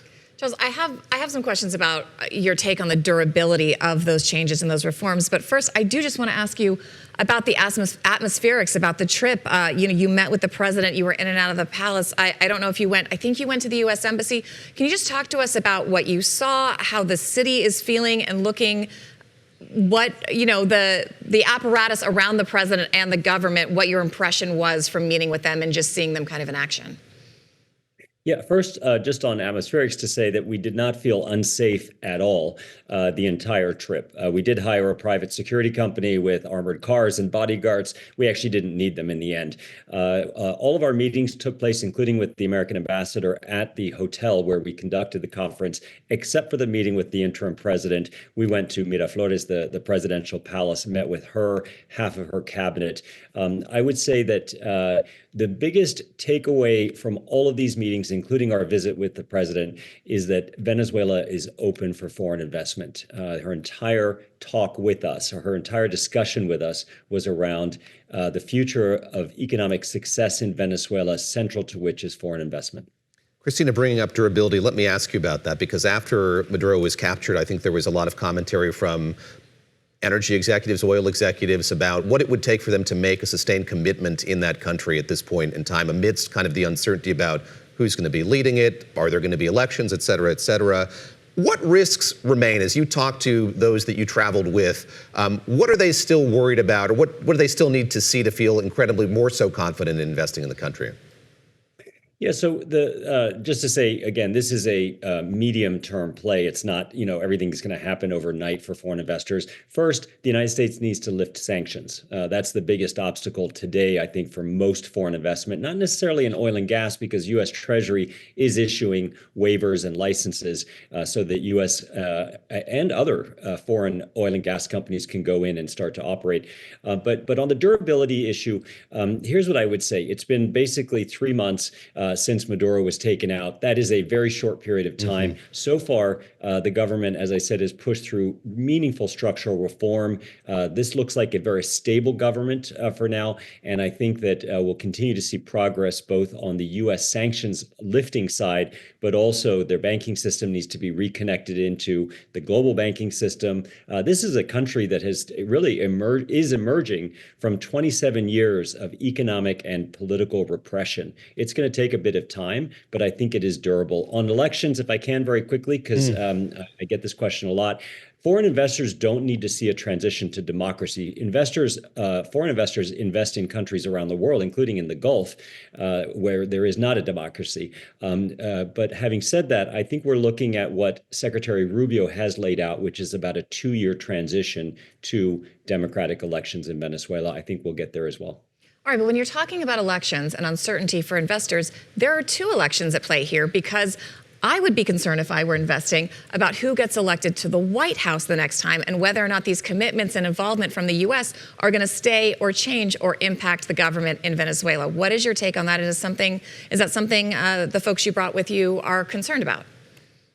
Yeah, so there are 2 main issues there, right? First, Venezuela needs to hold their own elections and transition to democracy. I think that does happen within about 2 years. By then, Trump will still be in office, so we don't have, the 2028 election. If a Democrat wins the White House, as long as Venezuela is still a stable, prosperous country that has already undergone their democratic transition, I think a Democratic White House would be incredibly supportive. And if I can, on this issue of durability and the importance of Venezuela, no matter who wins our election in 2028, Venezuela, the Strait of Hormuz being closed and the war in Iran has highlighted how critical it is to have a more secure supply of oil or a more secure supply of energy. Venezuela is that. They're sitting on the the world's largest oil reserves today, and makes Venezuela even more attractive and more critical to U.S. national security, regardless of our politics. Charles, we got about a minute left. You are a frontier investor. You mentioned that you've been to Ukraine recently, been to Syria as well. How does Venezuela compare to those or other kind of frontier economies you've visited to and invested in? What makes this unique? Venezuela has two advantages that no other country in the world, frontier or other, has, frankly, which is, first, they're sitting on the world's largest oil reserves. They have a guaranteed income stream. The only variable is how much faster that income stream will grow as they increase output. I'm very optimistic on that. Secondly, the United States government, this administration, is fully invested in the future of Venezuela, which is their economic success, central to which is foreign investment. Those are two advantages no other country in the world has. And again, I think we need to understand it'll be a little bumpy from here. They just had a major political change 3 months ago, but I think that Venezuela will surprise on the upside for investors. The bonds are already reflecting that. The defaulted bonds, take a look at the Caracas Stock Exchange. It was one of the most liquid in the world in Latin America pre-Chavez. There's a lot of opportunity in oil and gas, construction, ports, infrastructure, consumer goods, banking, insurance, and payments. I'm very optimistic on Venezuela. Charles Myers, great to speak with you. Charles Myers here of Signum Global Advisors. He's the founder and the chairman of that company. Very glad that we've stayed in touch and corresponded through all of this. Let's keep in touch. And next time you go somewhere like that, give us a call. We'll tag along. I tried. I did try. I said to Charles, if you want to take me along. Cuba's next. Cuba's next. All right. Interesting. Thanks, Charles. Thank you, Charles. Good guess, David Gura. That was fascinating. I could have talked to him all day. It's rare that U.S. investors go down, and when U.S. oil execs went down there a while ago, it did not end well. They were held captive for quite a while, so it's nice that they got in, got out, and had a successful trip. Yes. All right, coming up, we're going to flash back to the 90s in this age of AI and talk about some of the similarities between the .com time and the AI time. In the meantime, you can take us with you no matter where you go. Watch on Bloomberg TV, Bloomberg Radio, listen and stream us live on the Bloomberg Business app. Wherever you are, we're there. It's Bloomberg This Weekend.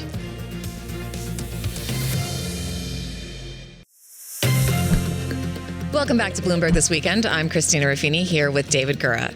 The AI revolution is ushering in trillions of dollars in new investments and in technology that could dramatically change every aspect of our lives. Well, some economists liken this era to the early internet boom of the 1990s, but this weekend's essay in the Forecast newsletter asks the question, does that parallel hold up? Bloomberg News senior editor Chris Anstey joins us now from Boston. Chris, great to have you with us.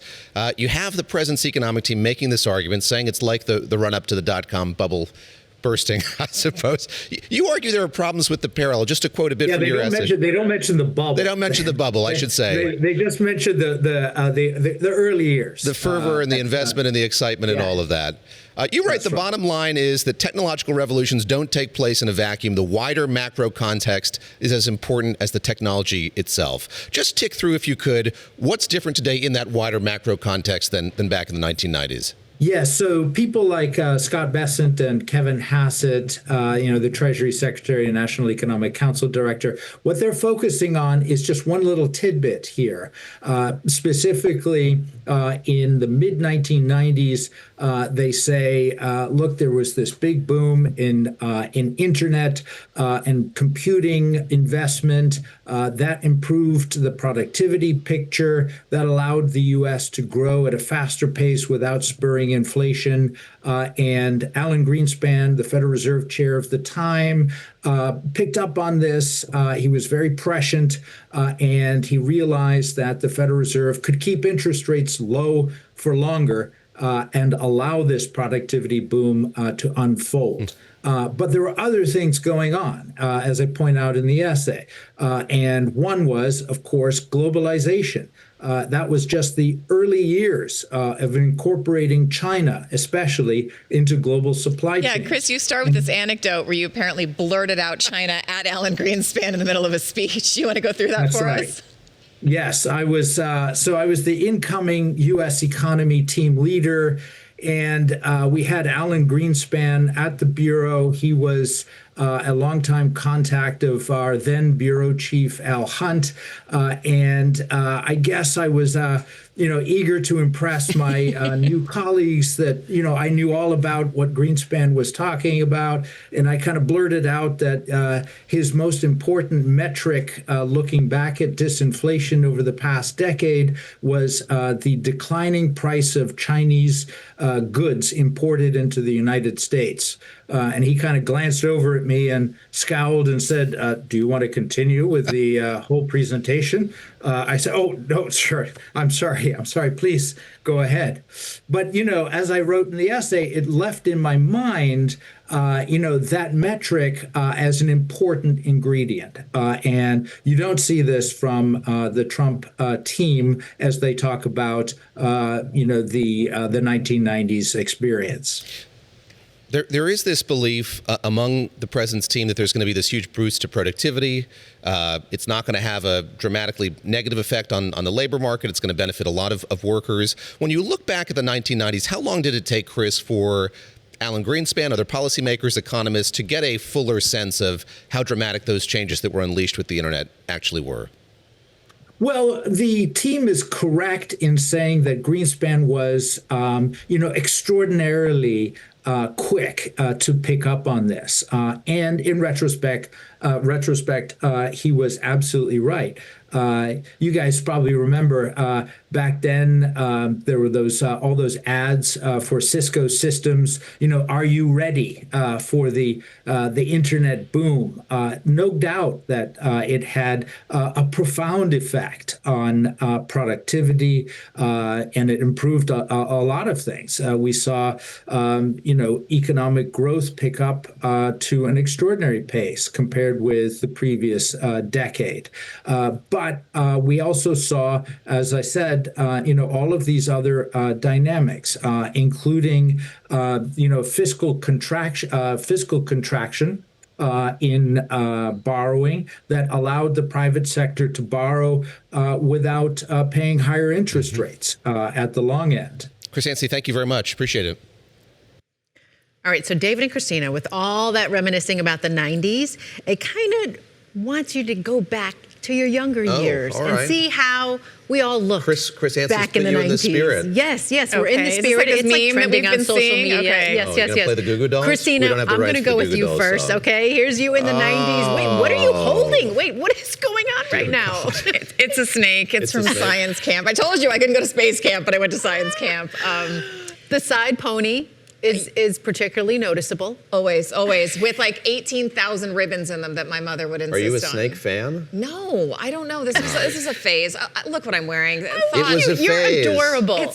It was a phase, That's everyone. the 90s. That's the most 90s I do love photo the backdrop that they've picked for it, which is this kind of wonderfully wrinkled 90s wrapping paper. It's very Lisa Frank. We were just talking about Very Lisa Trapper Frank. Keepers. That's amazing. Yes. I missed Trapper that. Keeper for life. Do we have a Put David that in your one? Jan Sport David, bag. come on. It's your turn. Let's see. I did submit young one. David Gura in the windbreaker. Not visible are the Tivas, which were kindly cropped out by the production staff on the show. Guys. The radio audience sorely missing this magical moment. Very I must say, blonde. I was very blonde. But I do say the radio audience can go back and watch. Oh, this This is going is to worth live. a This is going to Google live. for It's going to have a audio long audience. tail. This is going to That live. It's makes going to me be posted worried. on This is a social media tiny blonde everywhere. David Gura in like his outdoorsy best. It's very it's epic. Lisa Mateo, we can't go without seeing yours, Lisa. Agreed. There has to be at least one. My senior high school photo. Oh my gosh, Lisa, we love it. amazing. So Those Lisa brows. with giant curly hair, the 90s mock turtleneck, that 90s mock That's such a turtleneck. It's large back. The mock picture. turtleneck is back. With the chain tucking out from the mock you had to turtleneck. tuck it out. There was a lot of hairspray that went into that. I'm telling you. That was the 90s. Absolutely Taking us down fantastic. memory lane here. Did we appreciate it? I appreciated that. Yes, it was a good laugh. I At appreciate our it. I don't know expense. who's responsible so for this, much. but I will find out. All right, stick with us. The next hour of Bloomberg This Weekend starts right now.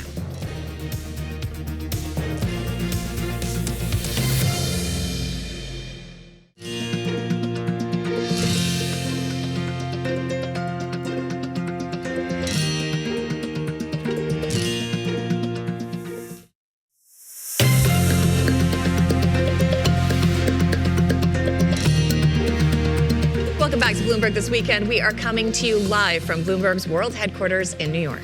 Yes, I'm David Gura alongside Christina Ruffini, Lisa Mateo. It is Sunday, March the 29th. And let's get started with some headlines from Lisa. Lisa. And we have protesters. They filled the streets yesterday. This is at more than 3,300 rallies nationwide. And this was all in opposition to President Donald Trump's policies. The more people, the more it's going to make a difference. And to the rest of the country, take it from us. We're here. It's cold. But we're still standing up because we believe in democracy. Now, that was a scene in Minnesota. Organizers at No Kings events, they estimate that at least 8 million demonstrators took part in the rallies. Participants voiced opposition to a number of issues, including the war in Iran and immigration enforcement. Organizers, well, they also estimated more than 350,000 gathered in New York City for peaceful protests. Actor Robert De Niro was there.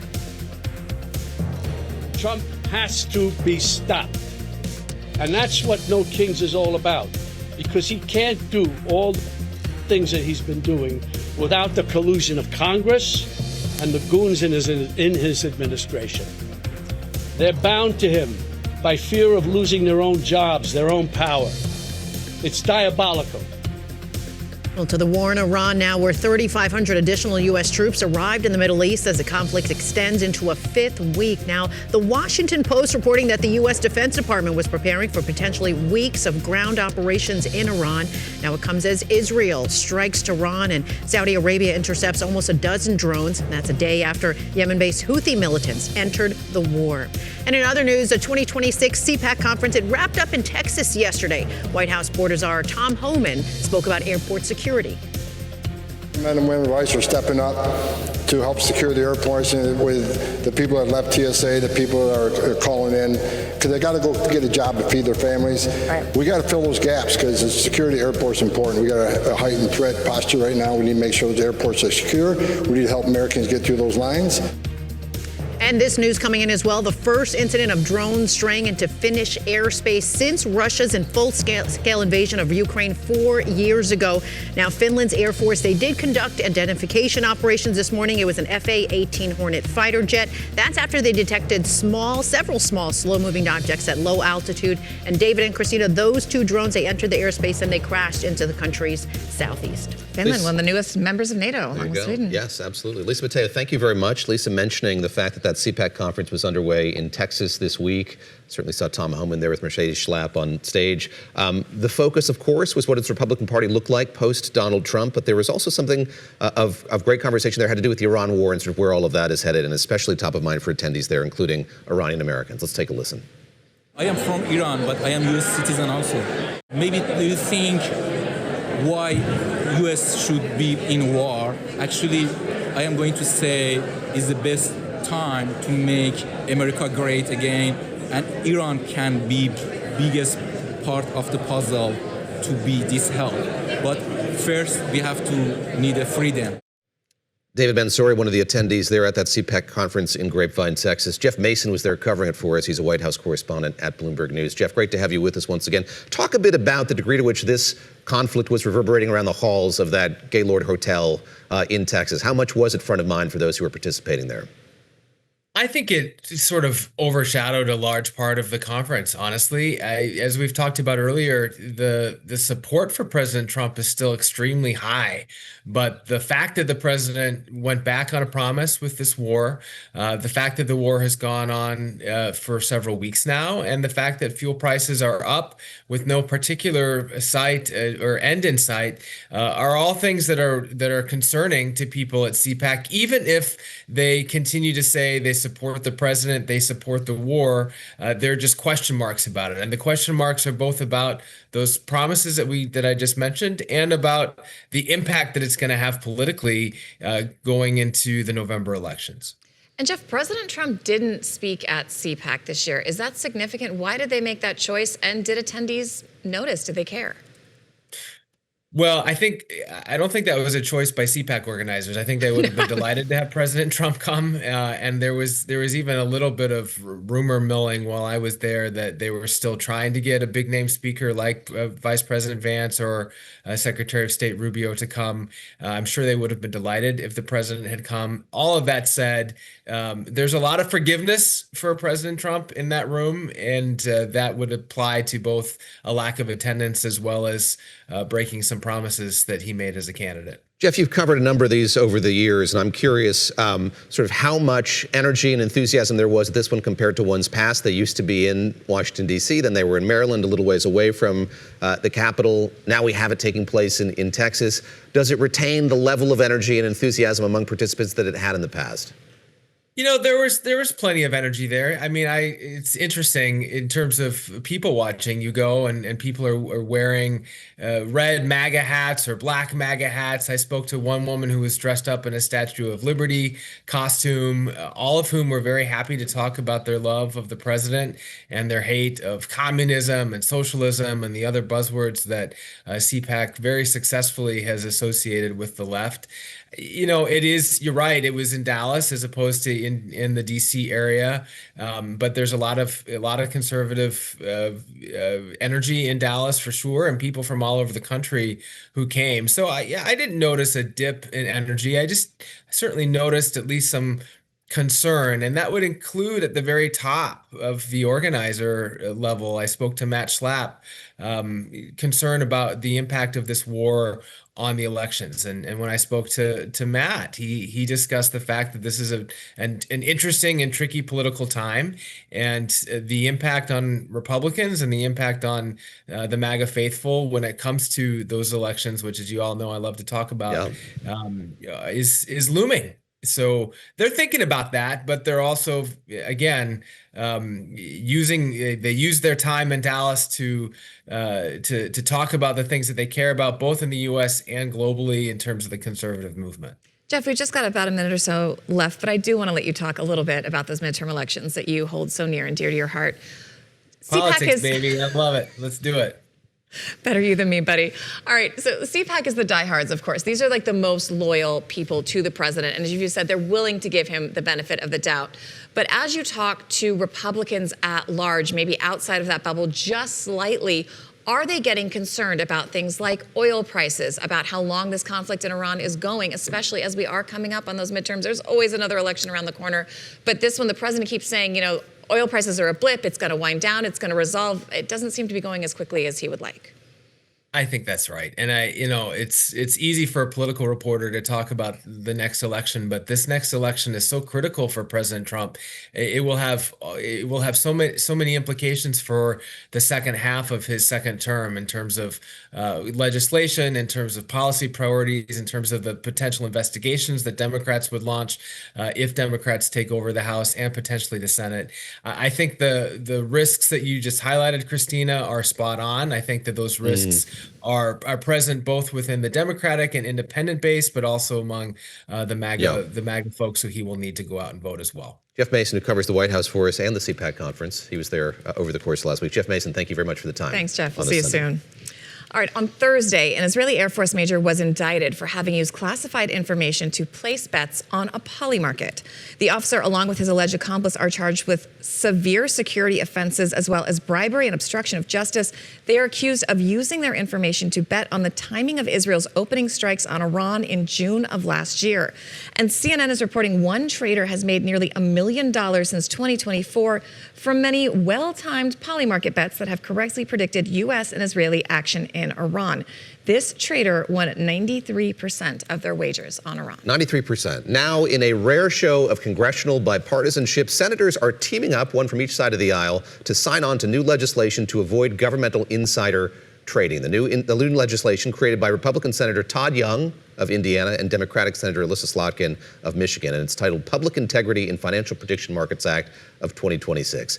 We spoke to those two senators just a couple days ago about this legislation and their push for transparency. Senators, thank you so much for joining us. You are joining forces both with each other and with Democrat Adam Schiff and Republican John Curtis to introduce something you're calling the Public Integrity in Financial Markets Act of 2026. Can you please explain to us what this is and why you're introducing this legislation now? Sure. I mean, I think, for those who maybe haven't seen what's gone on in the last year, these issues of prediction markets where you can basically bet on anything, anywhere, online have really exploded. And there's really not great left and right limits on things like insider trading. And so what we've seen in the past couple of months, particularly ahead of things like military action, is people will go on anonymously and they'll make a bet that we're going to take military action in Venezuela or military action in Iran. They'll make a boatload of money, $100,000, $300,000, anonymously, and get away with it. And so we wanted to put something in place on a bipartisan basis to say that there should be some left and right limits around insider trading and sort of integrity in these new emerging prediction markets. Senator Young, is this based on supposition that government officials have been doing this, or is there evidence that they in fact have been? Yeah, I don't know that anyone has been caught in the act, so to speak. But we want to make sure that there are penalties in place and that there are procedures in place so that members of Congress, members of the executive branch, elected or non-elected, and congressional staff have to report when they do event contracts on prediction market platforms. We think that we're creating the sort of mechanism that the American people would expect, and our hope is that this will restore trust in the decision-making that we have here in Congress and make sure that no one is profiting off of their position of public trust. We also think there's a real possibility, if we don't nip this in the bud as the prediction markets grow in attraction and in subscription, that we're going to start to see more decisions based on the improper incentives of personal enrichment. That, of course, will erode trust, not increase trust. Senator Slotkin, you've said this is a national security concern. Is that why that some of these decisions could start to be made based on impetus from these prediction markets, or is it more to it than that as well? Well, look, I'm a former CIA officer, so I think of the national security implications, of an adversary looking at a prediction market and saying, holy moly, a lot of people are placing bets on war in Iran tomorrow. I'm an Iranian. Maybe that means we're about to receive an attack, right? So we don't want to give away anything, but I think it's much broader than that. And at this point, you can kind of bet on anything. And you can imagine that particularly for elected officials, but government officials writ large, folks in the military, you never want people to think that you're profiting off of your position, that you have advantage of getting a classified briefing or having access to a report that the public doesn't have. You go and place a bet and you make a lot of money, and you literally enrich yourself from your early access to things. So it goes to a whole host of issues, not just national security. I just think that one has multiple implications beyond just ingratiating yourself with money. I'm curious. Right. Go ahead. Yeah. Well, Alyssa, she is a CIA officer, former CIA officer. I'm a former Marine Corps intelligence officer, and I think perhaps the most obvious context in which you shouldn't be able to place event contracts on prediction markets is a national security sort of a war-like scenario. And there have been some really serious questions asked recently about whether we have people in a position of public trust getting financial gain from the inside information, material inside information that they have access to. Yeah. But I think this is broader. I mean, we have long had norms in our society against insider trading. And we have positions of public trust at a time when, frankly, trust of elected officials and more broadly of government officials is at a low. And we need to restore that. And we think that by acting in a very responsible and preemptive way, we can prevent a lot of bad decisions from being made in the future and increase trust in the decisions that are made here in Washington. I'm curious how you're thinking about this as individuals. I saw the Democratic Congressman Seth Moulton imposed a rule on staffers in his office, kind of similar to what you're laying out here in this legislation, effectively barring his staff from making these kinds of bets on the kind of grounds that are in your legislation. Are you each thinking of doing the same thing, or have you, in fact? You know, I think it's interesting. These are such new questions. And actually, this is what Congress should be focusing on, right? I think about, artificial intelligence or prediction markets or cryptocurrency. Like, they're all new categories where we just don't have a whole lot of law.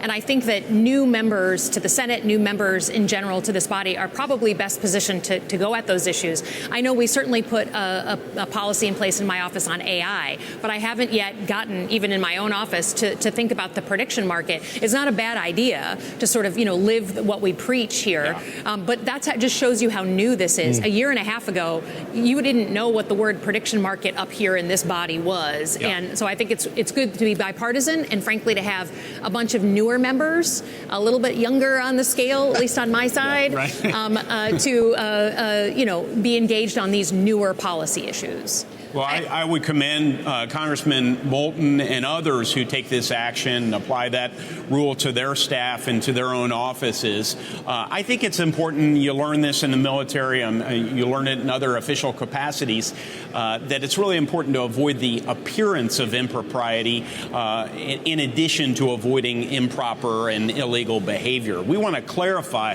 at a base level here that this should be illegal to trade on these event contracts and prediction markets. But I think upholding that norm of behavior by avoiding any appearance of impropriety makes sense, because there no doubt will be debates about what constitutes insider information, what doesn't constitute insider information, how seriously you should take this sort of law, et cetera. And I think we all have work to do on that front.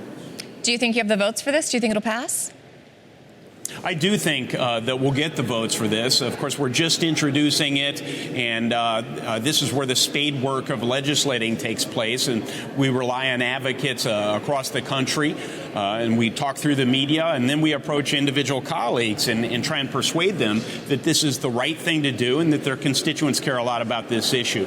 We're already finding, I've heard from a number of my constituents who received word that I'm working on this issue, that this is really popular. They think it's a no-brainer, and frankly, many of them believe that this already is illegal, and when we share with them that we don't yet have a legislative framework, anything on the books that would prohibit these sort of contracts from being made, then they believe it's a call to action. And so I think we'll meet with success. But today is the starting gun of this effort. It is refreshing to see a Republican and a Democrat side by side, such comedy in working on this piece of legislation together. Our thanks to Senators Todd Young and Alyssa Slotkin for joining us. It was comedy with a T, comedy. Sounded like comedy. I didn't mean that in that way. But no, truly, it was nice to see them talking about that. And no, it was fuller conversation about all manner of issues, including the DHS shutdown and the war in Iran. And the war in Iran and being civil and having their points of view. It's harkened back to days of old. There you go. We're going to talk about politics more here in just a few minutes. She scored big with a big upset in Florida, flipping the local district that includes President Trump's Mar-a-Lago resort. We'll speak with Democratic State House Representative Emily Gregory. Is her victory a sign of things to come as Democrats hope to make more gains nationally? That is straight ahead on Bloomberg This Weekend.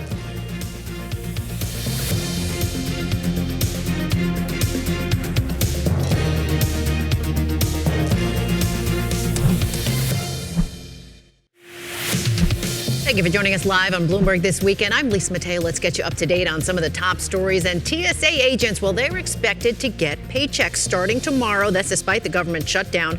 Comes after the executive order signed by Donald Trump to use pre-existing funds to pay them. Now, many agents did not show up to work, and that's caused those long delays that you've been seeing at airports nationwide. But there are still other federal workers not getting paid, and that's including the U.S. Coast Guard. Now search and rescues at risk because of it. Many staff at FEMA also going without a paycheck. And French anti-terrorism authorities, they're investigating a foiled bombing near the Bank of America headquarters in Paris that they said appeared to be linked to the Middle East conflict. The attempted attack, it was similar to recent events in neighboring European countries, including the Netherlands and Norway. One of the suspects in custody, police searching for the second.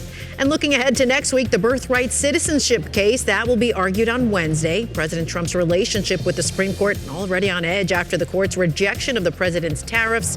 Now, the case tests Trump's attempt to end birthright citizenship for the children of unlawful immigrants and also temporary visitors. David and Christina. Lisa, thank you very much. All right, Lisa thank you, Mateo, Lisa. those headlines. Emily Gregory went from owning a fitness center for pregnant and postpartum women to defeating a Trump-backed Republican for state representative. The special election surprise victory is raising eyebrows not only because she's a Democrat who won in a conservative district, but because she represents Mar-a-Lago, and her most famous resident is, of course, President Donald Trump. Joining us now is Florida State Representative Emily Gregory. Emily, I understand that you're also a first-time politician. You've not run for anything before. What made you want to get involved, and why did you think you could win? Yes, so this has all been a whirlwind. I filed last summer just not happy with the representation we were getting out of Tallahassee. I felt that for years they have not been focused on the issues my friends and my neighbors and I are talking about that we need solutions to, and they're focused on distractions. And I thought, hey, if those dummies can figure it out, why not? It's morning TV, but we can allow dummies. Yes, go ahead. Let me ask you about sort of what you did focus on. You mentioned some of those issues that you and your friends were talking about, indeed cared about. Christina bringing up perhaps your most famous resident constituent. How much did you, over the course of the campaign, talk about him, focus on him, address national policies vis-a-vis him? How large did Donald Trump loom in the campaign that you waged? I would say he did not loom large, not because it's not important, but because it's outside the scope of the State House. And one thing our campaign is very strong on is staying disciplined on the issues. So, right, I went into the campaign with an idea of what issues were affecting me most. And I really, really listened in all the conversations we had, knocking on doors and at campaign events, to what are the biggest issues at the state level that are affecting District 87 voters. And we heard housing and healthcare and public education, so that we were laser focused on those issues. It's very tempting, especially those of us who cover politics, to extrapolate from one race and try to make it a trend and try to broaden it out. But I do wonder, as you look at other Democrats who are struggling to make gains or break through, do you think focusing more on those kitchen table issues and less on the president would be more effective for the party if they're trying to gain more seats, especially in the midterms? I can say it was the successful formula for me, and it just makes sense, right?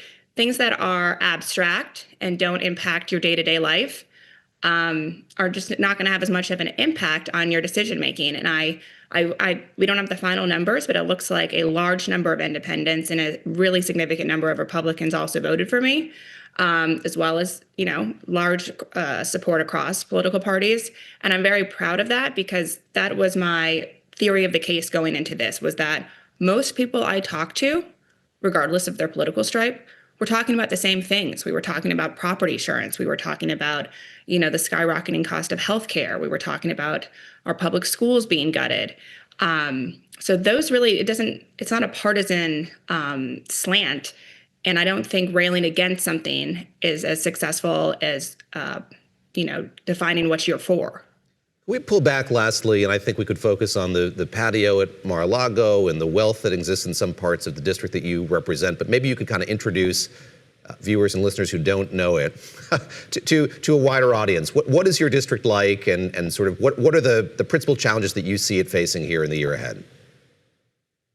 Yeah, thank you for asking. So it runs down the coast. There's a population at the center at the top. So Jupiter is where I live, Palm Beach Gardens, North Palm, Juneau.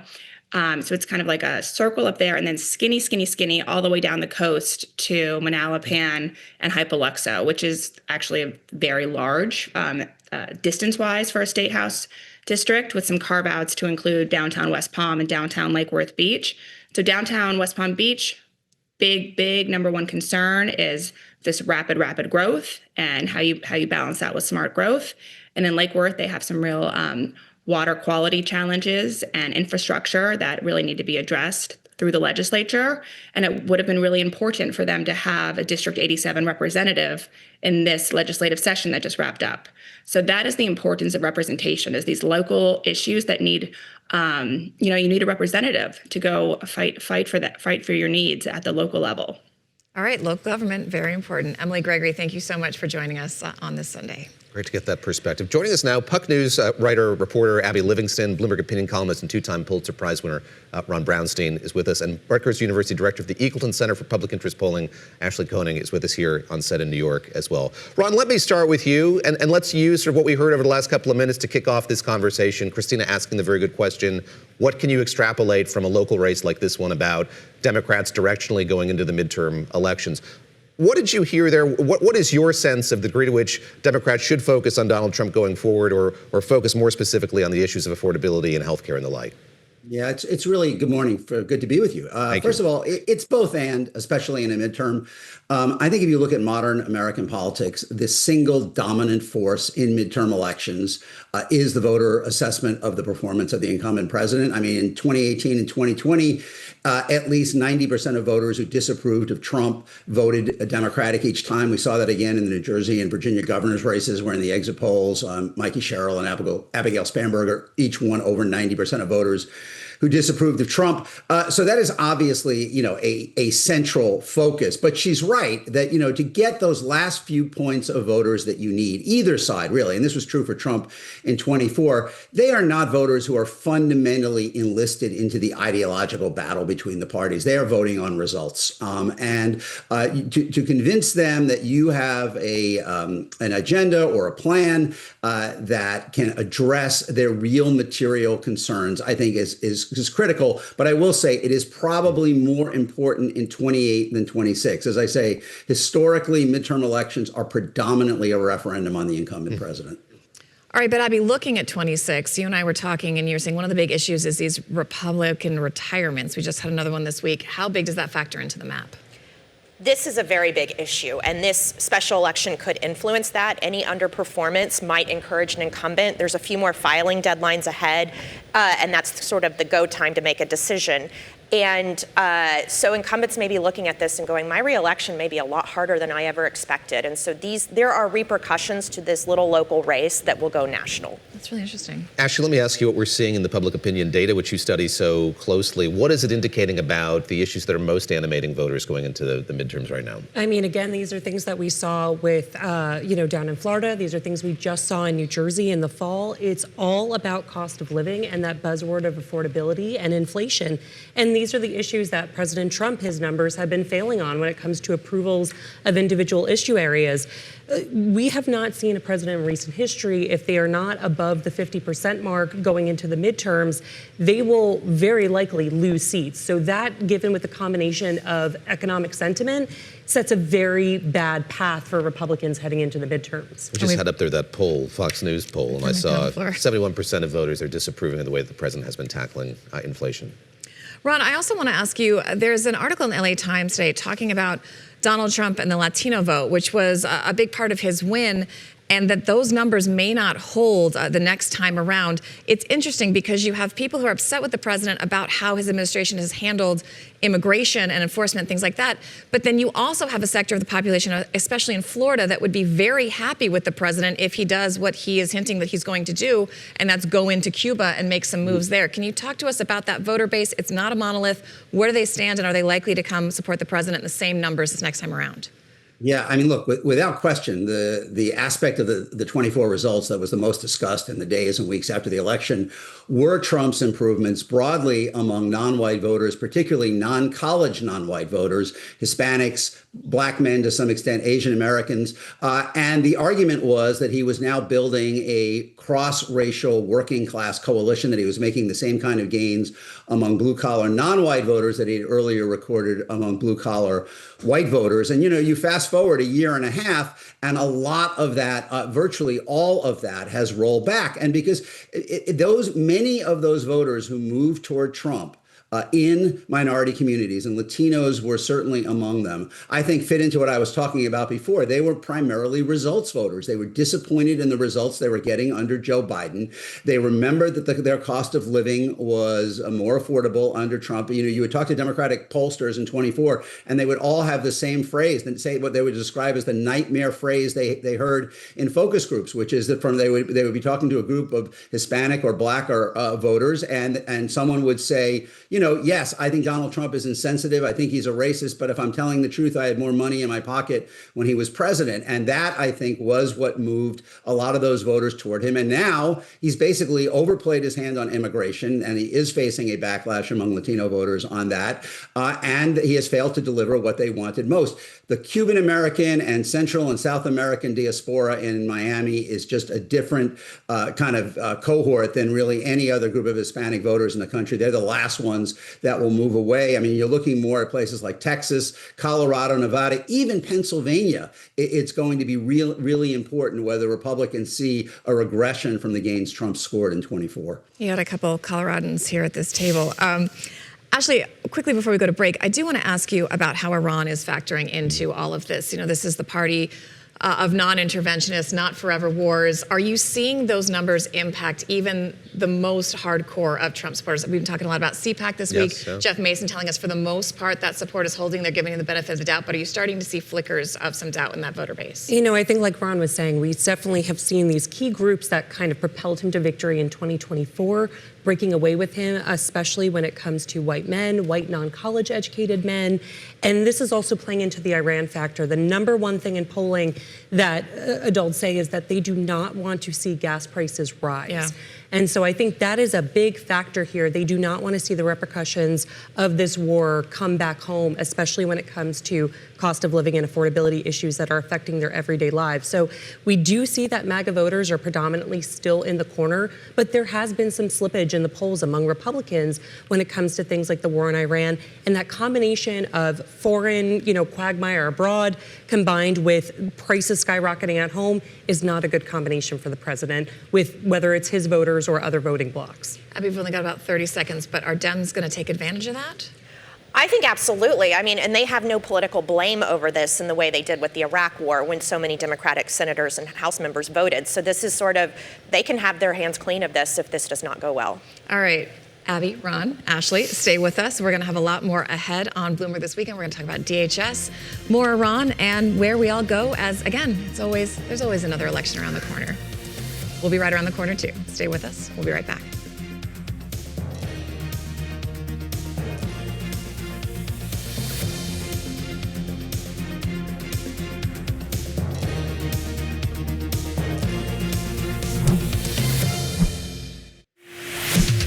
Thank you for joining us live on Bloomberg This Weekend. I'm Lisa Mateo. Let's get you up to date on some of the top stories. And Pope Leo, he opened his first Holy Week as pontiff. He celebrated Palm Sunday. That was before tens of thousands of people in St. Peter's Square. When Holy Week opened last year, Pope Francis was still recovering at the Vatican after a 5-week hospital stay for double pneumonia.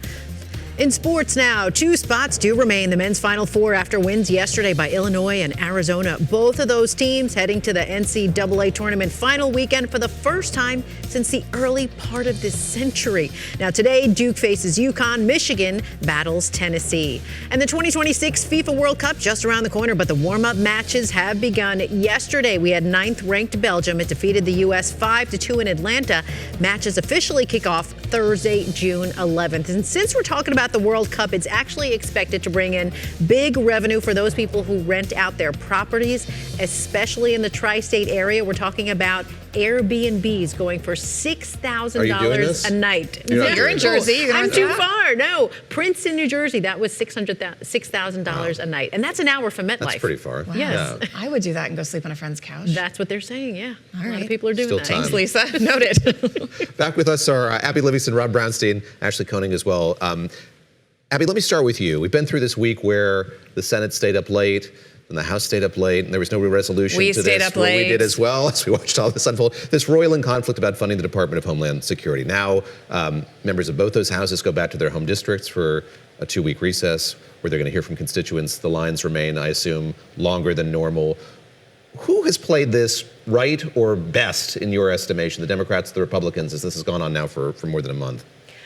I think it can go both ways. They each have an argument to point the finger at the other, but I just think it's interesting that this hit during spring break, and that is a travel season for families, and planes have probably been missed, and that's going to hit really hard.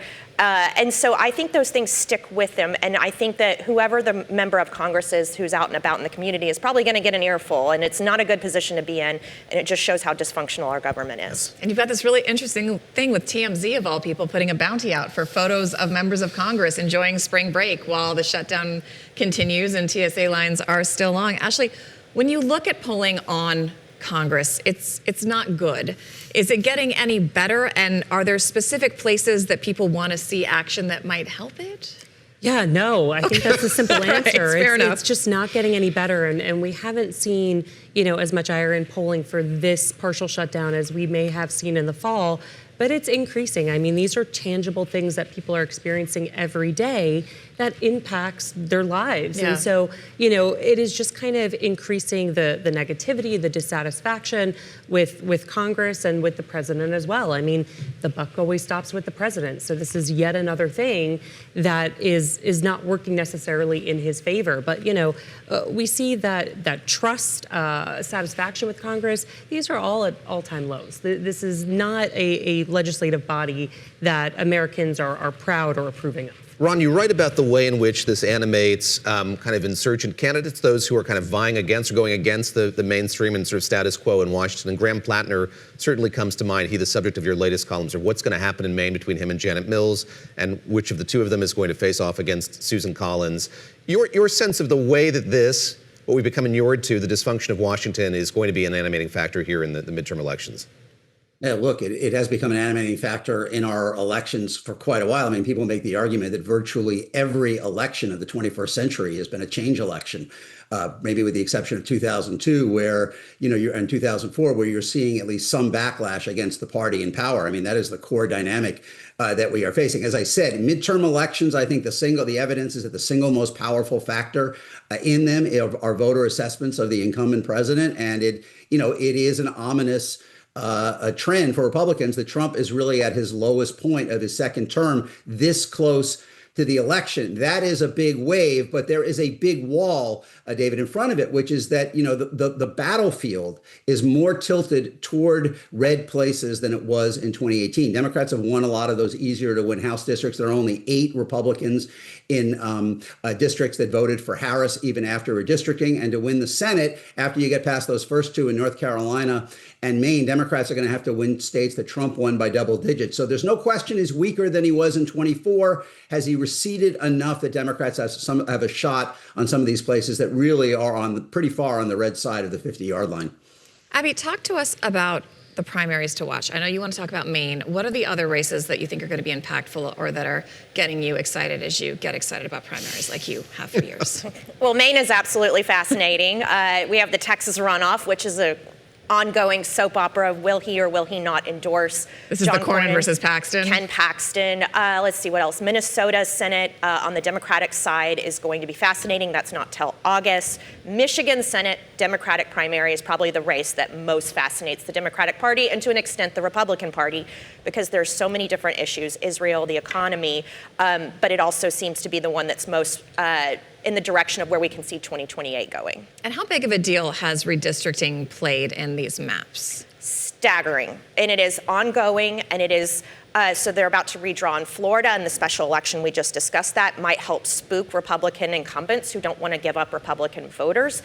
And then you have Virginia, where the credibility of Governor Abigail Spanberger is on the line of whether she can get this statewide initiative through to redraw their maps. But it is a difficult issue. It's very toxic, and there's a lot of collateral damage. Ron, I want to ask you about these No Kings protests that we saw yesterday across the country, in your backyard, ours as well, in many places across the United States.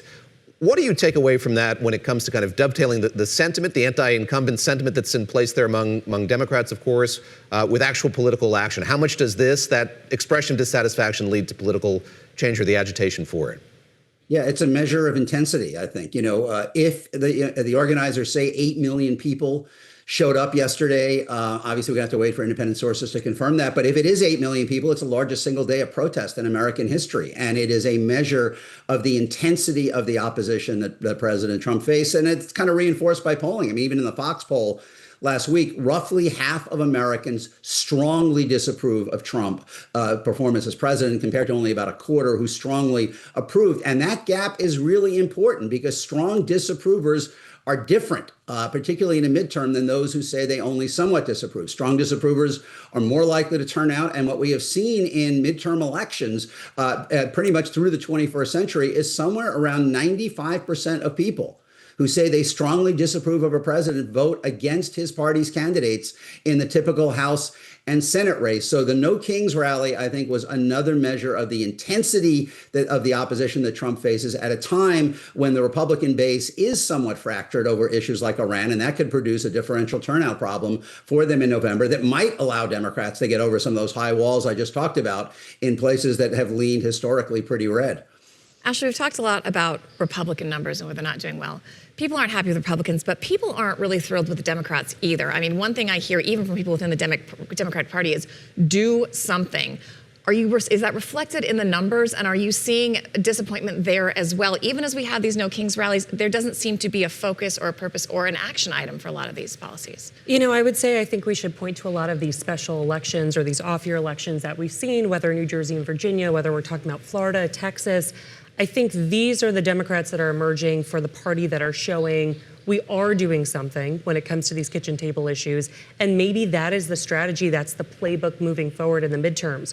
Right now, Democrats have about in the generic ballot 3 to 5% on Republicans, and that should increase if we keep going on the same path. We usually will see 5 more points for the opposing party when it's the fall kickoff of the midterms. So, you know, this could be a pretty big wave, but like Ron said, we also have to be careful about where these races would be taking place, how competitive these areas are, and how difficult some of these races are, despite what we do see in the generic ballot. But, you know, we also see that 13% of Trump supporters from 2024 regret their vote. So even if there are silent Trumpers out there. It's a decently big number. It's a big number and very small in comparison for Democrats. So, you know, there's a lot at play here that could go either way. But I think there are Democrats out there that are forging ahead with some sort of platform of doing something instead of just commenting against. Emily Gregory, who flipped Mar-a-Lago, saying that was her strength, talking about kitchen table issues and not the president. So, all right, Abby Livingston, Ron Brownstein, and Ashley Koenig, thank you all so much for joining us. Great to talk to you at the end of this very eventful week and the start of what's sure to be another one. Meanwhile, the countdown is on. You will excuse the pun. What could be NASA's first crewed moon mission in more than 50 years. Bloomberg Tech's Ed Ludlow, who's going to be covering that launch from Florida a little later this week, joins us next to help us understand the excitement over Artemis. That's coming up next on Bloomberg This Weekend, on Bloomberg Television, Bloomberg Radio. Watch us at Bloomberg.com or on the Bloomberg Business app. Stay Possibly with us. on the moon. On the moon, maybe on the moon. We'll be right back.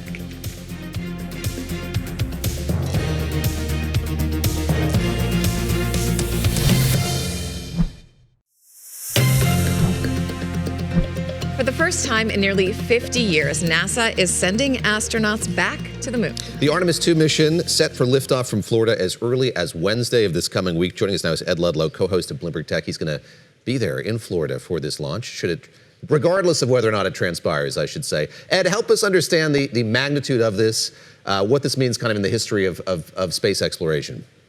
Yeah, this is the great next step in America's ambition to have humans back on the moon. In this mission, Artemis 2, they're basically doing a flyby or a fly around the moon. So they travel deep into space, 285,000 miles, go around the moon and come back. But it's the great dress rehearsal for the technology essentially that's planned to get humankind and driven by NASA, America, back to the moon, maybe 2028. And it is the Space Launch System, principally built by Boeing, and then the Orion spacecraft, principally built by Lockheed. And it's a project that is way behind schedule, frankly, and massively over budget. But a big moment if we go off this week.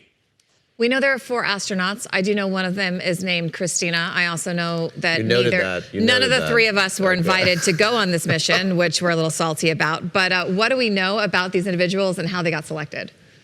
Yeah, so there's essentially 3 U.S. citizens and 1 Canadian. It's a great international collaboration.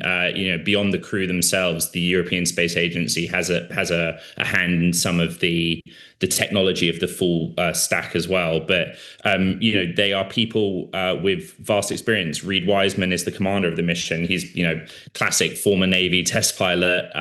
Has previously been to ISS. Victor Glover will be the first Black astronaut to travel to lunar distance. So it's kind of a significant moment in history from that standpoint. But he's been, on prior SpaceX-driven missions, SpaceX Crew 1. Christina, who you mentioned, is the mission specialist, electrical engineer.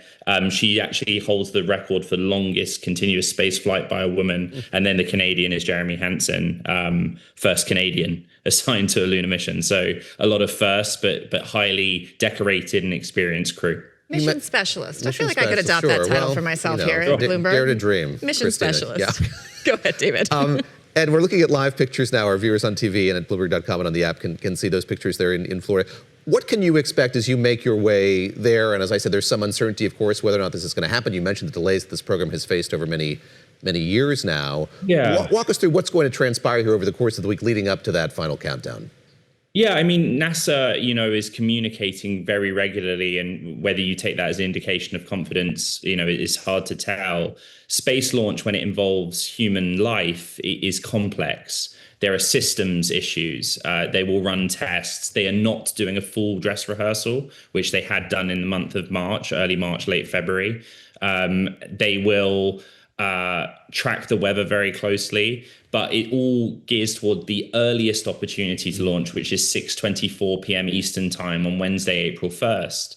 And, the system is a mix of highly synchronized autonomous technology, human judgment call. And again, the weather is a big factor, on the range of KSC. So that will constantly be launched, but the crew are there. They arrived, I believe, Friday afternoon, having been in quarantine and mandatory quarantine. And it is all tracking to that early launch window. But there are backup windows over consecutive days through Monday night. You said this mission is essentially kind of doing a lunar flyby. Is it the next mission that the hope is they will actually get boots on the moon? And why do this? Is it just because, as that legendary West Wing episode says, this is what's next in human progress? Yeah, I mean, there's the politics of it, frankly. The Trump administration had put the moon front and center of its own belief of what NASA should be doing. The Artemis program has its origins back in the Bush era, but George W. But Obama didn't really go for the moon as a priority, and then Trump presidency 1 carried through Biden and Trump 2. Artemis 1, which was testing the Orion spacecraft and space launch system, was supposed to go in 2017. It went in 22, and that's had a cascading effect. But the goal on paper is to get human boots, American boots, on the moon's surface in 2028. With the geopolitics of knowing China has the same ambition and they're saying 2030. So, I wouldn't underestimate that part of the story. The political will to do this, which was a big part of Jared Isaacman's path to becoming administrator. Maybe we can talk about that on another edition of Bloomberg this weekend. I would love that. Absolutely. Yeah, it's seriously important to this administration. Very quickly, got about a minute left. I'm curious, you mentioned that this is a Boeing and Lockheed joint project. These are kind of old standby government contractors. How has the advent of SpaceX and Blue Origin and the rest sort of changed the shape of this program, this particular mission in any way? NASA is committed to those two as principal contractors through Artemis 5. But as Lauren Grush and I broke the story on 10 days ago, and the administrator confirmed on Tuesday morning, they have 2 new proposals from SpaceX and from Blue Origin to take over the actual role of getting Orion from low Earth orbit to the moon. So right now, Space Launch System takes to orbit and carries it or propels it to the moon. There is you can read about it on Bloomberg.com, but there is now a proposal where actually those 2 newer names will probably step in and do what those others have struggled to do. Ed, come back, if you would. That's Ed Ludlow, of course, the anchor of Bloomberg Tech, and he's headed to Florida, as we said. Anytime you can take that victory lap for any scoops you have, Ed. We'll have you back on the show with great appreciation. All right, that does it for Bloomberg This Weekend on this Sunday. Join our colleagues in Asia this evening when global markets kick off trading at 7 o'clock Wall Street time. I'm David Gura. I'm Christina Ruffini here along with Lisa Mateo. We will be back next week, of course, at 7 a.m. Eastern. For our television audience on Bloomberg TV, the Michelle Hussein Show starts right now.